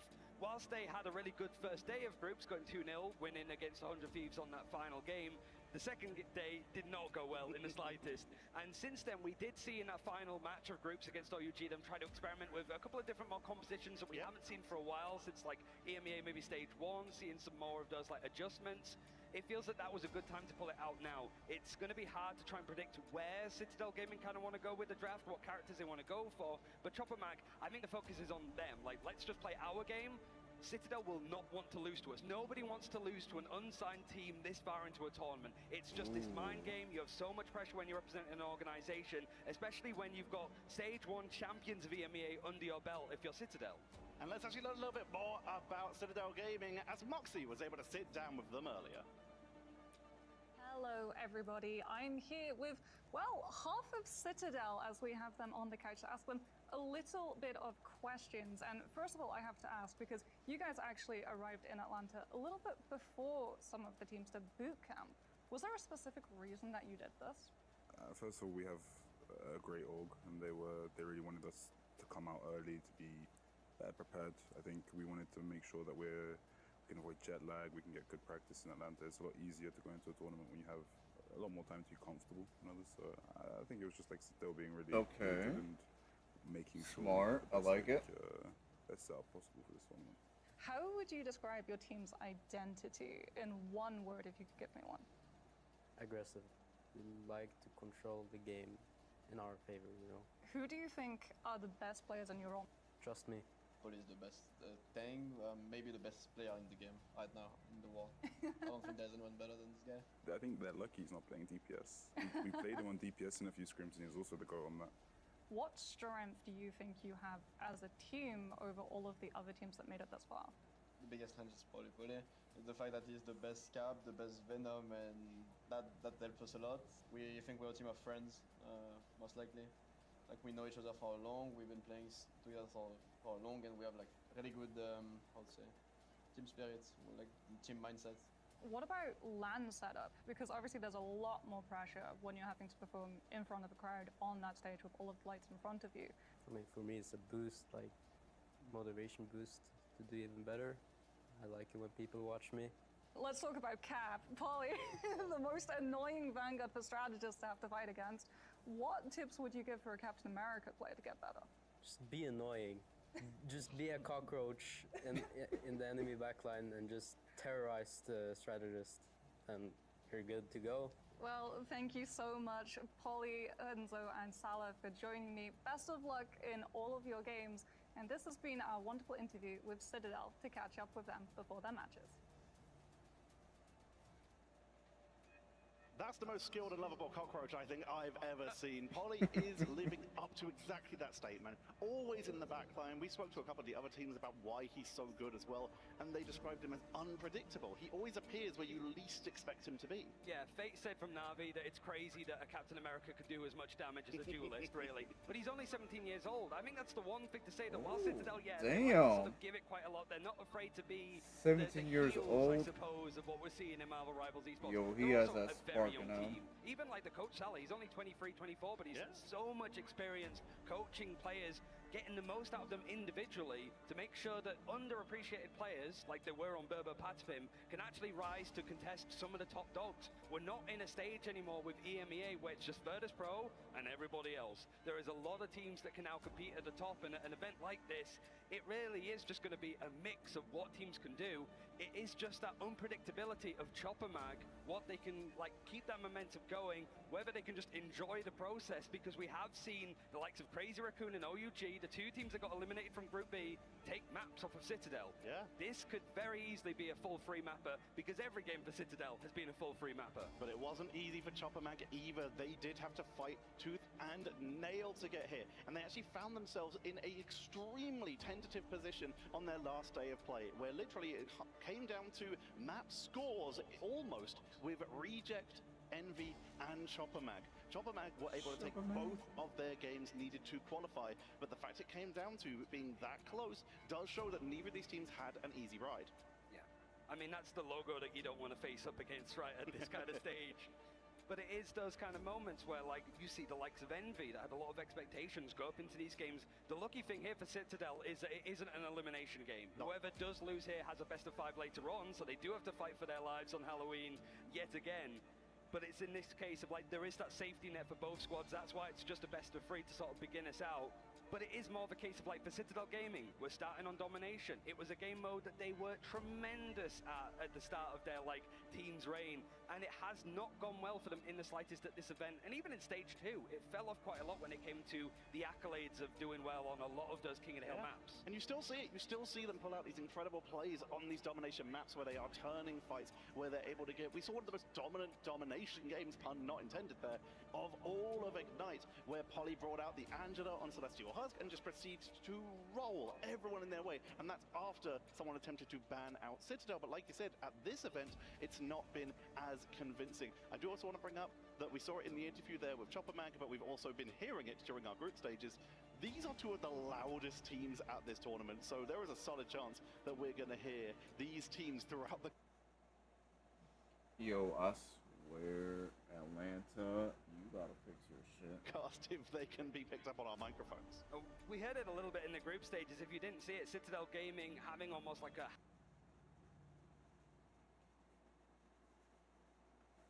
hacker war chant in a lot of those coordinated moments, the IGL counting down and all the players bringing out the at the same time. You will probably feel it just as much as you hear it if it comes out on stage. Wait, but Krakoa, the first map in this one, it's record-wise not great, but it's a different story, I suppose, for Citadel. They're 0-1, but you lost against 100 Thieves. 1-0 for Chopper Mag in between, but it was against Iconics. Two very different teams. Not a lot of stuff to learn there. Of course, single maps, we don't have a lot of statistics, and like you mentioned, those teams, one of them is here, and one of them is already out, taken out in the group stage. We're starting off with the bans. The Mantis taken out. We heard from Moxie earlier talking about what that Mantis enables, but it's already sneaking through. But Citadel, they prioritize the cap over the potential Jeff secure of their own, and we're going to see Chopper Mag with their first Mantis ban going to be getting the protect on it. One-sided Mantis secured. Seems to be the common thing. Like Chopper Mag, happy to play Triple Sentinel as strategist when it comes up. Adam Warlock's going to be banned out. These are sort of common things that we have seen from Citadel, right? Even the Protect onto Captain America America, they did that against 100 Thieves because Polly seems like the kind of player that you could try and really hit his hero pool for. They still have that opening to protect the Jeff coming up, but instead, Chopper Mag's not going to let it go through, which seems to be maybe the plan for Citadel Gaming. Let it sort of in there, force them to ban it out, go for a whole different strategy, which is what we saw Citadel doing a little bit more, experimenting with their final day of groups. So currently, Chopper Mag have secured themselves that one-sided Mantis. Citadel have the opportunity for a one-sided Anim Warlock, but it's not secured yet. Would be a solid get for them, though. Melio is one of the best Anim Warlocks in the world. Chopper Mag, they're going to secure themselves a Captain America as well, so we actually get a matchup here with Polly and Chopper Mag choosing to potentially match them. There's the final ban for Citadel Gaming before they put in a final protect. Still having quite a lot of options themselves. They won't have the Venom, but they've got the Captain America Protect, so both Polly and Enzo are going to be comfortable. One-sided Emma is actually something that they have gone for more commonly. Like, they want to get the Jeff if they can, but because they're sort of well known for trying to get Tanuki on the Jeff, it makes sense why teams have wanted to try and ban it out. Means that you have something spare and open, and that Vanguard line is going to be protected. Citadel have secured themselves an incredible setup for Polly here, and if they want to play more aggressive, with the Winter Soldier and of course the Emma Frost being taken Tanuki away, might you've pop removed off two of the Daredevil. best anti-dive characters in the game, who of course that Carbon Crush, Bionic Hook, Trooper's Fist. You can stun anyone who dives in here, but with all of those tools removed, suddenly Citadel have a lot more freedom to go in, and they even secure the Emma themselves, so they are able to counteract Chopper Mag with their own Captain America, and potentially the Venom, as they may look to go for a double here. Yeah, they've got quite a lot of options for that front line. That's accurate. There's no Jeffs on either side and no Buckies either, because it feels like... So each team. Whoa. So they got Polly on the dive, potentially Tanuki diving whenever. Bucky would have a lot more free reign when you don't have the Jeff on the board to just dip underground if you need to make sure that you don't get hit by some of those Kraken's impacts. But look.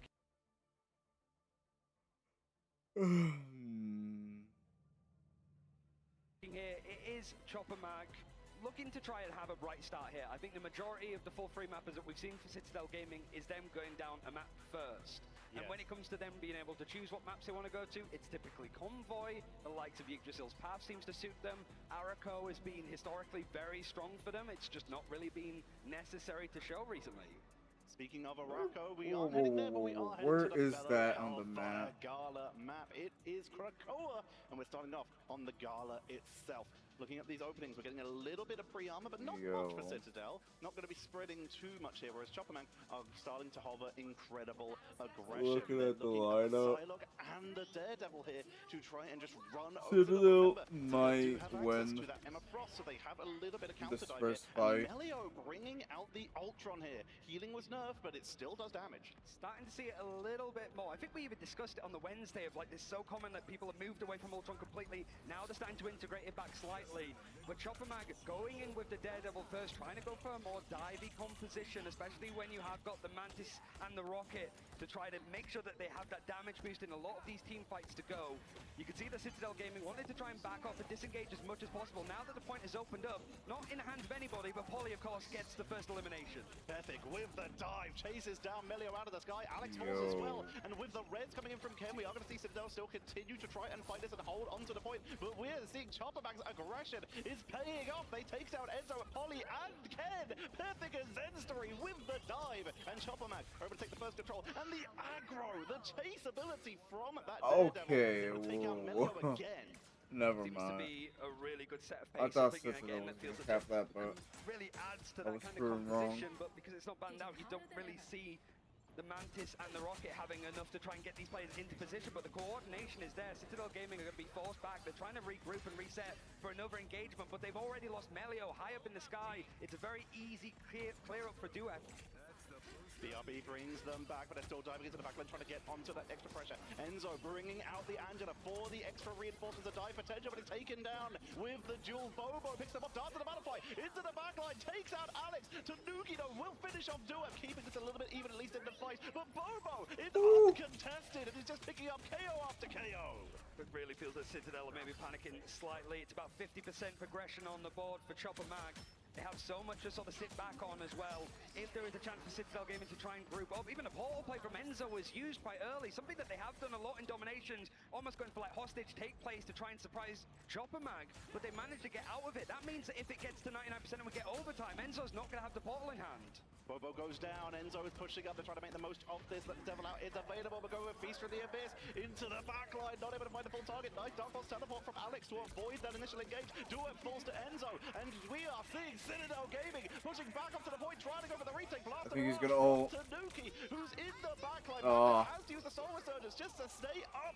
Diving on back, Tanuki up to the high ground, fighting the Battle Reaper beacon. Yo, Tanuki might ult. Yep, there it is. Galactic Legend from Tanuki with the Eternal Bond from Alex is allowing Citadel to try and drive back Chopper back with Fidel being taken out. They are running out of tools, Ryan. They still haven't taken the point as it's about to reach 99% for Chopper Mag. Now they get it. Oh, almost. There's still one player that's going to push it all the way to 99%. Perfect for Chopper Mag. All they need to do is group up, get some ultimates together, one clean fight, and are able to take this first point. But Citadel Gaming using some big ultimates themselves, but they still have free in the bank. They want to try and keep this tempo up, go for fights against Chopper Mag, force out ultimates, whilst they're not ready to go for these pure 6 versus 6.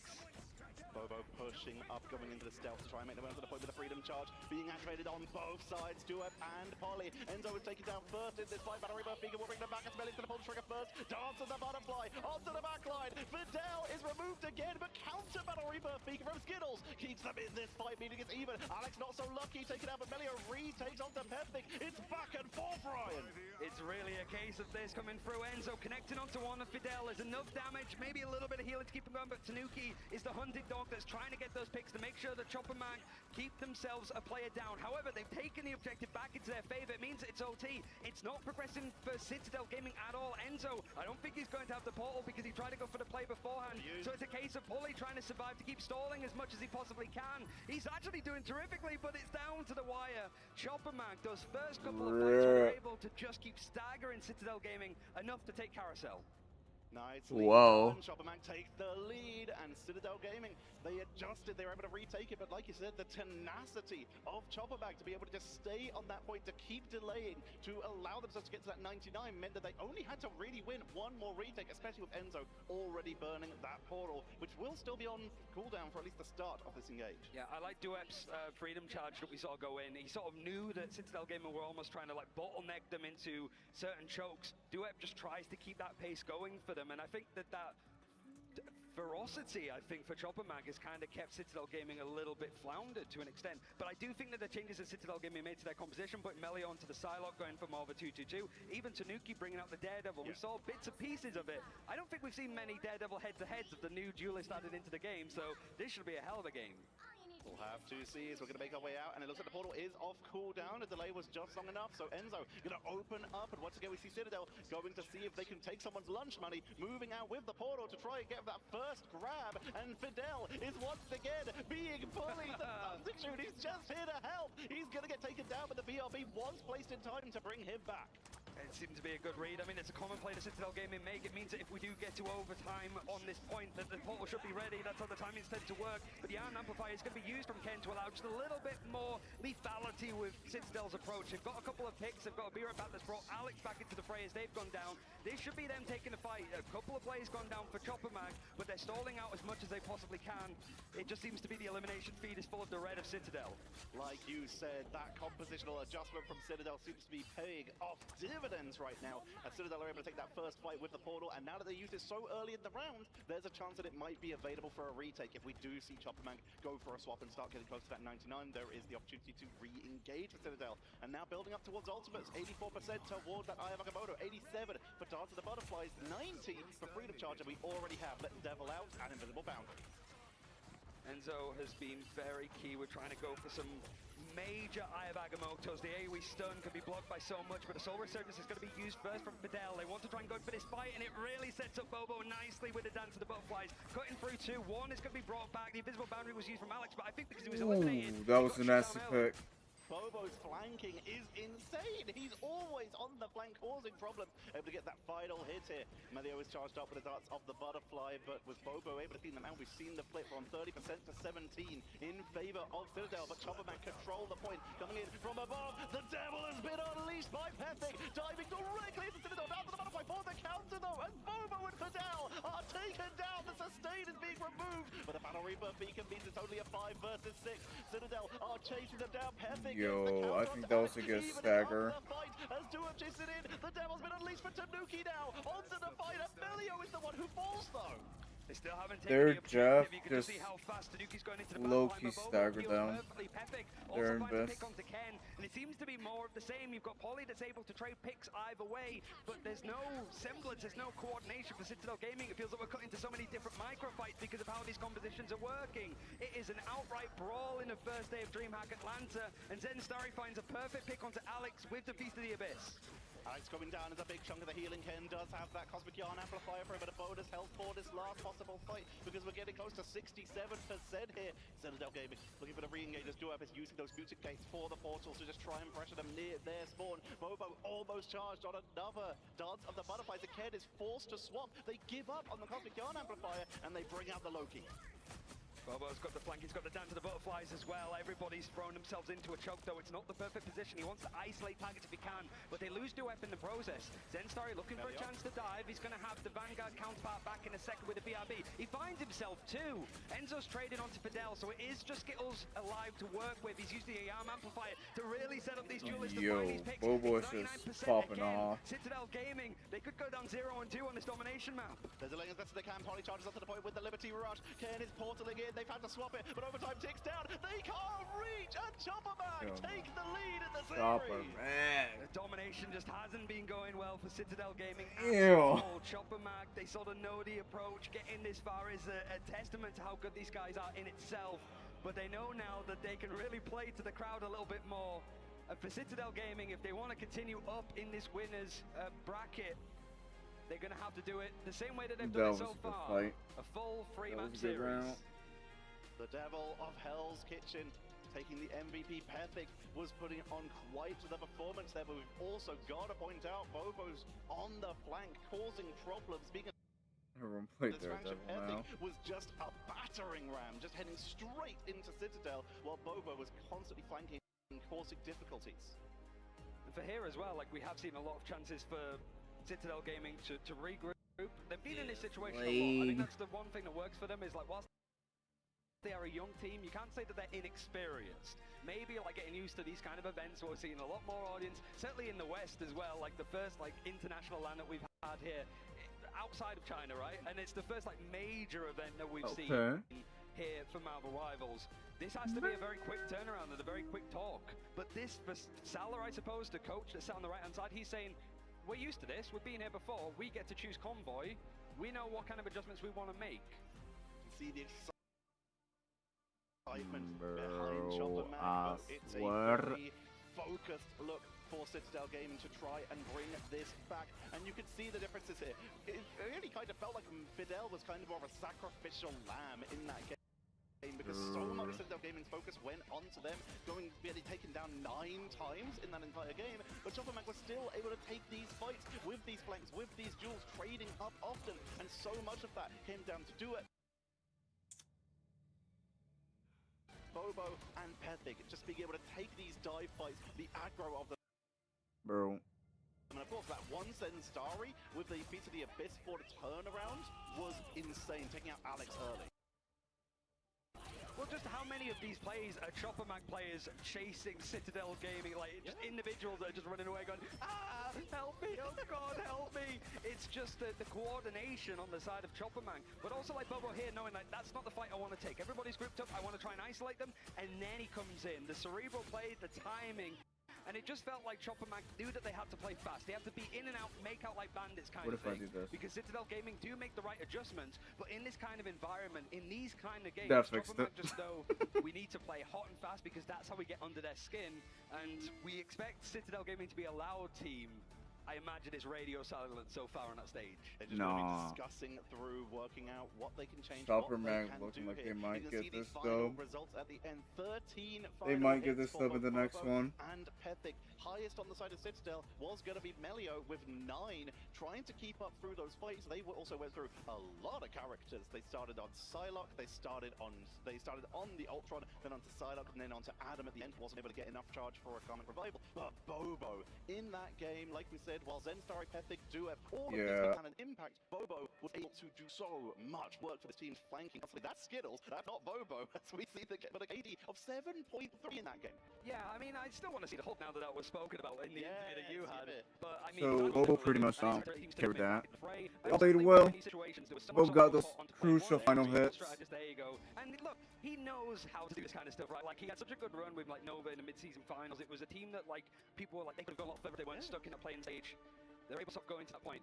But interesting that we're going to Heart of Heaven, the new map actually, the new Convergence, which isn't Convoy for Citadel Gaming. It is Verge, but it is one of the naming of a press on because they did play against it into OUG in the final day of Bruce. They probably have maybe the most experience on this map out of any team because so few teams have had the in the actual tournament games. Yeah, you're sort of going to work out in those moments to try something different. It did feel a little bit that they were playing against OUG. They had already qualified, OUG were already eliminated. It went to a third map. It's like, why not at this rate? Maybe they felt like the way that they were just playing right now, that going to their sort of home grounds, right, of Yggdrasil's path, any Convoy, honestly, it's like an 80% win rate across like stage 2 in this event for them. The problem is for Convergence, much like Domination at this event, it's like 40-50. They lose more than they win in the game mode, and it's a gamble. But like Chopper Mag just like, alright, we're 1-0 up, like, we take the risk. Alright. They're going for Convergence. Oh, because whoa. they can choose where to go through. Bro, They've that. not had as good of a win rate, so you want to prioritize where you Yo, get seeing value. Venom If yours and has someone Mexican that is delivered there, every perhaps you single won't be able to match control is even if insane. anyone takes you to any of the maps because you're already safe. This way, Stella trying to take control of their destiny in a position where they might have been a week earlier. It's true. So if you win as one map, the map choice, and it's any Convoy, so Citadel, like, yep, choose whatever map you want. We're all very good on them. Whereas if they won it, both been it's not as if these teams can make the adaptations. In fact, all these events they're making the changes. It is just more, you don't want that in the back of your head. You have got a Jet Protect coming in for Chopper Mag that hasn't been banned just yet. It's just a Protect onto Emma Frost, which Citadel Gaming is starting to lean towards more than the Protect onto the Jet building. I would protect the banner, not gonna lie. They did have it, but That anti-heal can come in clutch. Try to mess with a little bit extra aggression because Chopper Mag actual dive Ooh, not that's too scary. Bro. The Venom taking out on both sides. So far, Like you say for Volley, but I think it was Duo was playing Captain as well. So yeah, Oh, Polly's a Venom team behind leader. Angela. That's definitely an interesting one, but we did see Polly have some Psylocke, amazing, okay. moments in That's a them. good pick. Might be able to focus on, making sure that it seems to what we've seen in similar series. The problematic heroes in the last map, just make sure that they're not available for this one again, Pop Mag.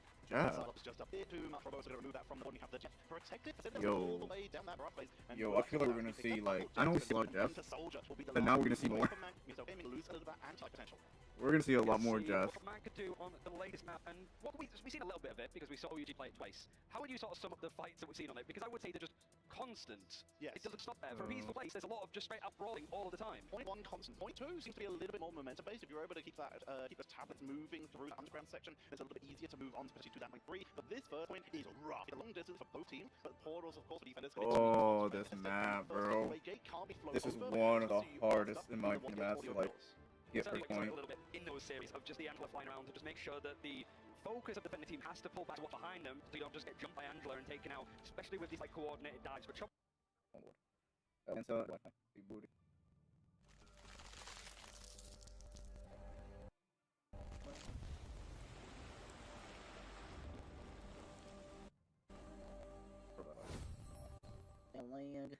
Oh, these lot of 1v1 reasons. Iron Fist is being studied here with all of the isolated fights he wants to be taking. But now Village trying to find a pick, trying to synergize with Polly, but it's not necessarily to be in need because Polly himself is a boss to be reckoned with. Trying to see if he can find some more help. Maybe heal some of that line as Ken go against Duet. Has been matching what Polly can try to plan on this Captain Yeah, I think America Chopper. series. Yeah, I think Chopper, man.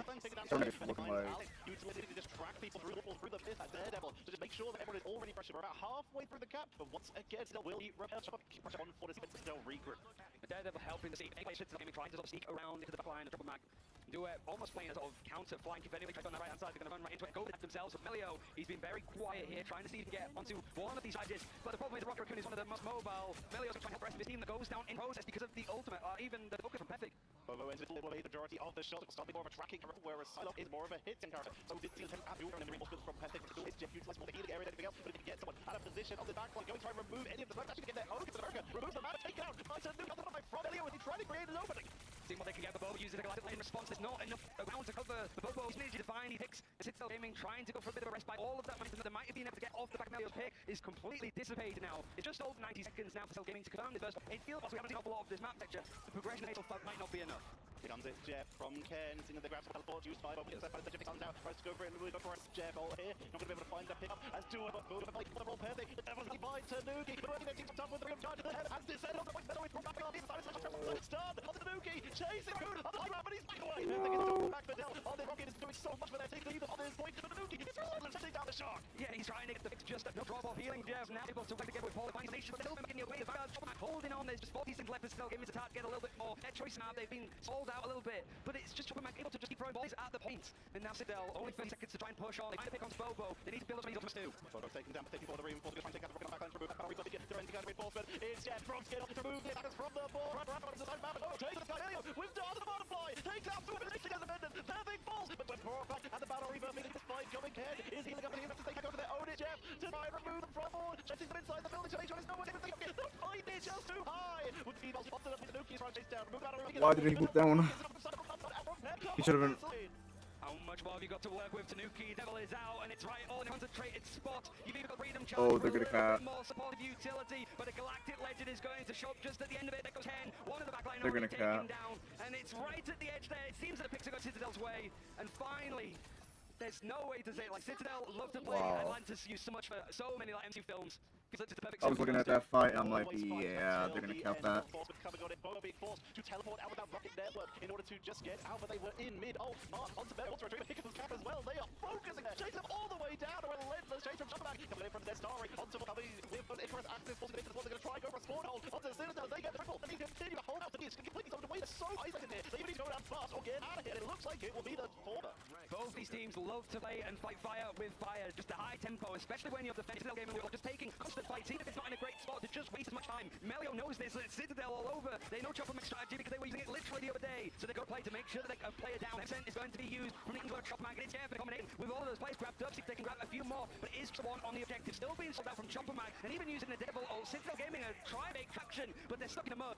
Kennex trying to brawl it, trying to pull up the point. It's Jeff coming in from Ken. Both teams just grabbing their own teammates. Trying to find the target as of yet. Forcing them back onto the high ground. Tanuki moves in for the fight. The Devil is out. Pushing on to take out the rocket. Remove the revive. As the car continues to move forward. Citadel have the momentum right. They're going in for the brawl. Onto the Angela. Who cannot escape the Devil. Bro, I'm telling you, I told you, Tanuki was gonna pop off on Daredevil. It's pretty much just living off of this little bit of high ground. He's trying his best to just buy as much time as possible. But there's enough focus and maybe an appeal. Tanuki is not taking his eyes off Jeff. Number one enemy to focus on. But the rest of the team's coming in. He's still not wanting to go down.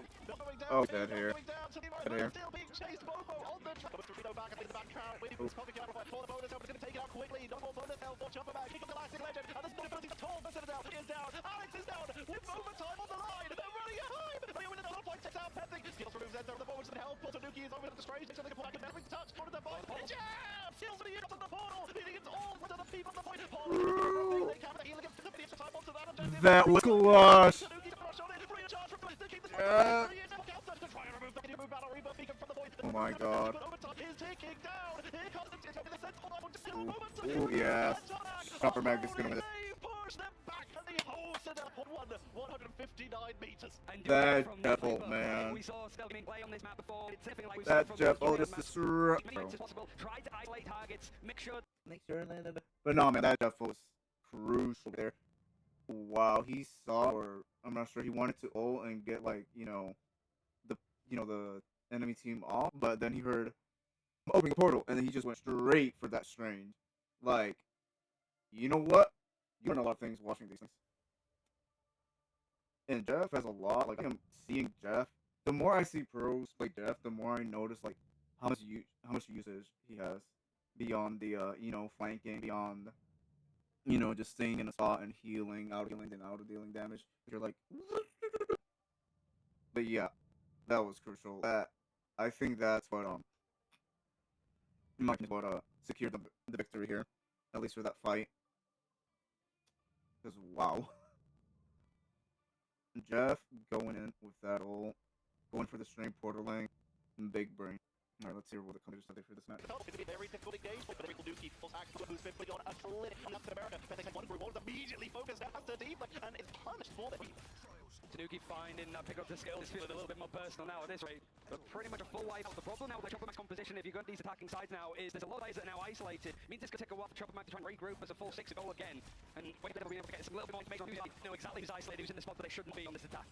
Melio just sending Toxic Clusters through the gate to make sure they can trade one. Bobo has taken a little bit of a tip from OUG, the Chinese team, and has brought a Iron Fist to try and melt through that brute, melt through that Emma. On the point, Medic gets the stun. On to Anuki, who retreats up to the high ground. Does he'll stay in this fight. You're also got the close attack, got a Mischief, which means we'll have the Carving Revival or even the Boundary. He charges up first. I was gonna ask why they don't play Iron Man here, and then I look at their team comp, like, okay.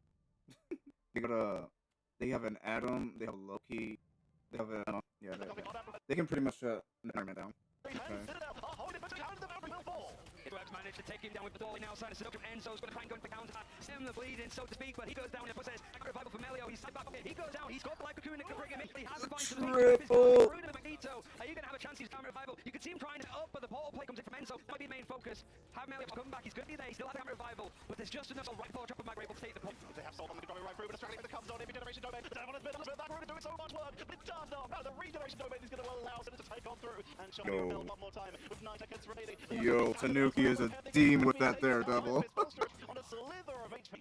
And you've still sat on with that movement is insane. If you want to go for P2, Citadel Gaming holding on by the skin of their teeth. It means has not got the portal play for half minute, but it's going to go on a lot more than that. Some of these overtime fights, and with that Blood having to travel a good amount past the first point. But there's 1 minute left for Chopper to get stuff together. You're trying to synergize that Kraken's impact with that Strangler Prison, but it's not ready yet. He's going to go in first with the invisible boundary. This is a hot tempo play for Chopper Mag and Citadel, so they have advantage. Barnes actually don't pull them out of the boundary. We'll get up to Zed Starry, but tanking able to push on through. Kraken impact from Pendic. Double enough to force that invisible boundary out. Kraken finds the Foster through the point. It comes to the guys. Bro, I was gonna say, why did the Strange ult here? He did. Oh, damn. Classic. Damn. They haven't got more. They're going to try and dive in what they have. Bobo's going to spend it. Nobody's changing. It is just hold W and hoping he touch. Yeah, I think Chopper Mag has this. I know I'm calling earlier, but you've got Tanuki trying to see what target he wants to pick. The rest is now on the attack to the Chopper, looking to go to a third mask. He finds to pick out to Bobo. Wait a minute. Oh, I think that revival might be. That revival might cap this.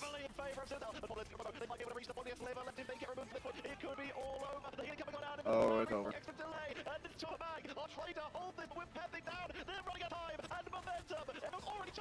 Wait, Cap with ult. Cap with ult. I mean, not Cap. Strange. Come on, Strange. Ult. Please. There we go.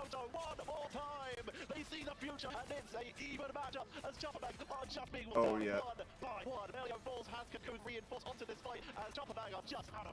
Out of steam completely, and you have to say the main hero Wow. there is Enzo on that Doctor Strange. We saw his Ibagamotos, the stuns be shut down so often by good force physics. Let's bulwark from Anito, Risharo, and Navi, and all I love that Strange Strange. able to connect That to the right Strange. level against pretty tough counter characters. Nuki on the Daredevil, the MVP for that one, and I think with the stats, it really does put Citadel Gaming thrive in these kind of backs to the wall where things get scrappy. There's only one team to rely on in this moment. So look at this, Citadel, there's still no smiles because they know it's not over yet. Still got one game. Single step, and one matchup, there is still more to go in order to progress into that other bracket, but it's more Chopper Mag. All of the plan experience except for skills not into that mid-season, and Fidel coming in as substitute. They are the ones having to refocus as they're being taken to the edge. And it's now a choice of a convoy map to finish, where it is just pure payload, no objective to take this, so it's not as if we're going to see Chopper Mag in that instance, but like we were talking between the maps, Citadel Gaming, love from game mode, we are gone. And let's find out what the analysis desk thinks of the options left available for Chopper Mag. Are you not entertained, Atlanta and viewers? We've got ourselves a matchup here today. My goodness, I mean, we were just losing it over here on the desk. My man, Matzi, so composed, always know. I'm telling you, this man, he had me hyped up. Hey, Matzi, let's talk about Chopper, because right now, I'm a Bobo fan, okay? Sign this man, this guy's legit. Let's talk about them, and then we'll talk about Citadel as well. Matzi. Yeah, grab the pen, sign them up. That's going to be their true objective there for sure. You know, they want to get signed. This is their chance to prove themselves, and they are definitely putting on a show for everybody here today. But coming into this next one, you know, the pressure's at an all-time high because both teams have had a slice of the pie here. A slice of the pie. Australian, I love that. Listen, I mean, we are losing it at not only Bobo, but hey, Pethic. How many times did we say Pethic? The Daredevil play in general, folks, was absolutely crazy. What did you think? Yeah, I was going to say immediately, that was disgusting. Pethic looked insane. I mean, that's definitely a map that favors Daredevil with that smoke. Obviously, you can see through it. It goes through Invis. You're looking at all Invis and even off-angle plays. So it was very difficult to get around Pethic, who was just hunting everyone down. Yeah, absolutely. And of all places, right? getting the new map too for what could have been the game that sent Citadel down. I love that by them as almost a little bit of a strategic play, maybe like maybe calling out Chopper for not going there all too much. But I guess talking about maps while we're on the subject, checking out some of the crazy highlights. Matsy, where do you think Chopper is going to bring it? The advantage of losing map 1 or getting map 1 as you get to bring it together in map 3. Yeah, I think that now that they've tasted defeat into this series, this is only going to make them even hungrier because as you heard them in their interview, they're slamming their desks. They want to take this win and they are going to do whatever they can to get their hands on it. Yeah, listen, I mean, we saw in the player cams, you know, Citadel, they have high expectations of themselves, but they were looking flustered. They were flustered, but then on the Chopper Mag side, I mean, it was just confidence. You wouldn't expect that, you know, from these the Cinderella story. Yeah, they even pulled out Iron Fist from Bobo at one point. They didn't even portal in on the final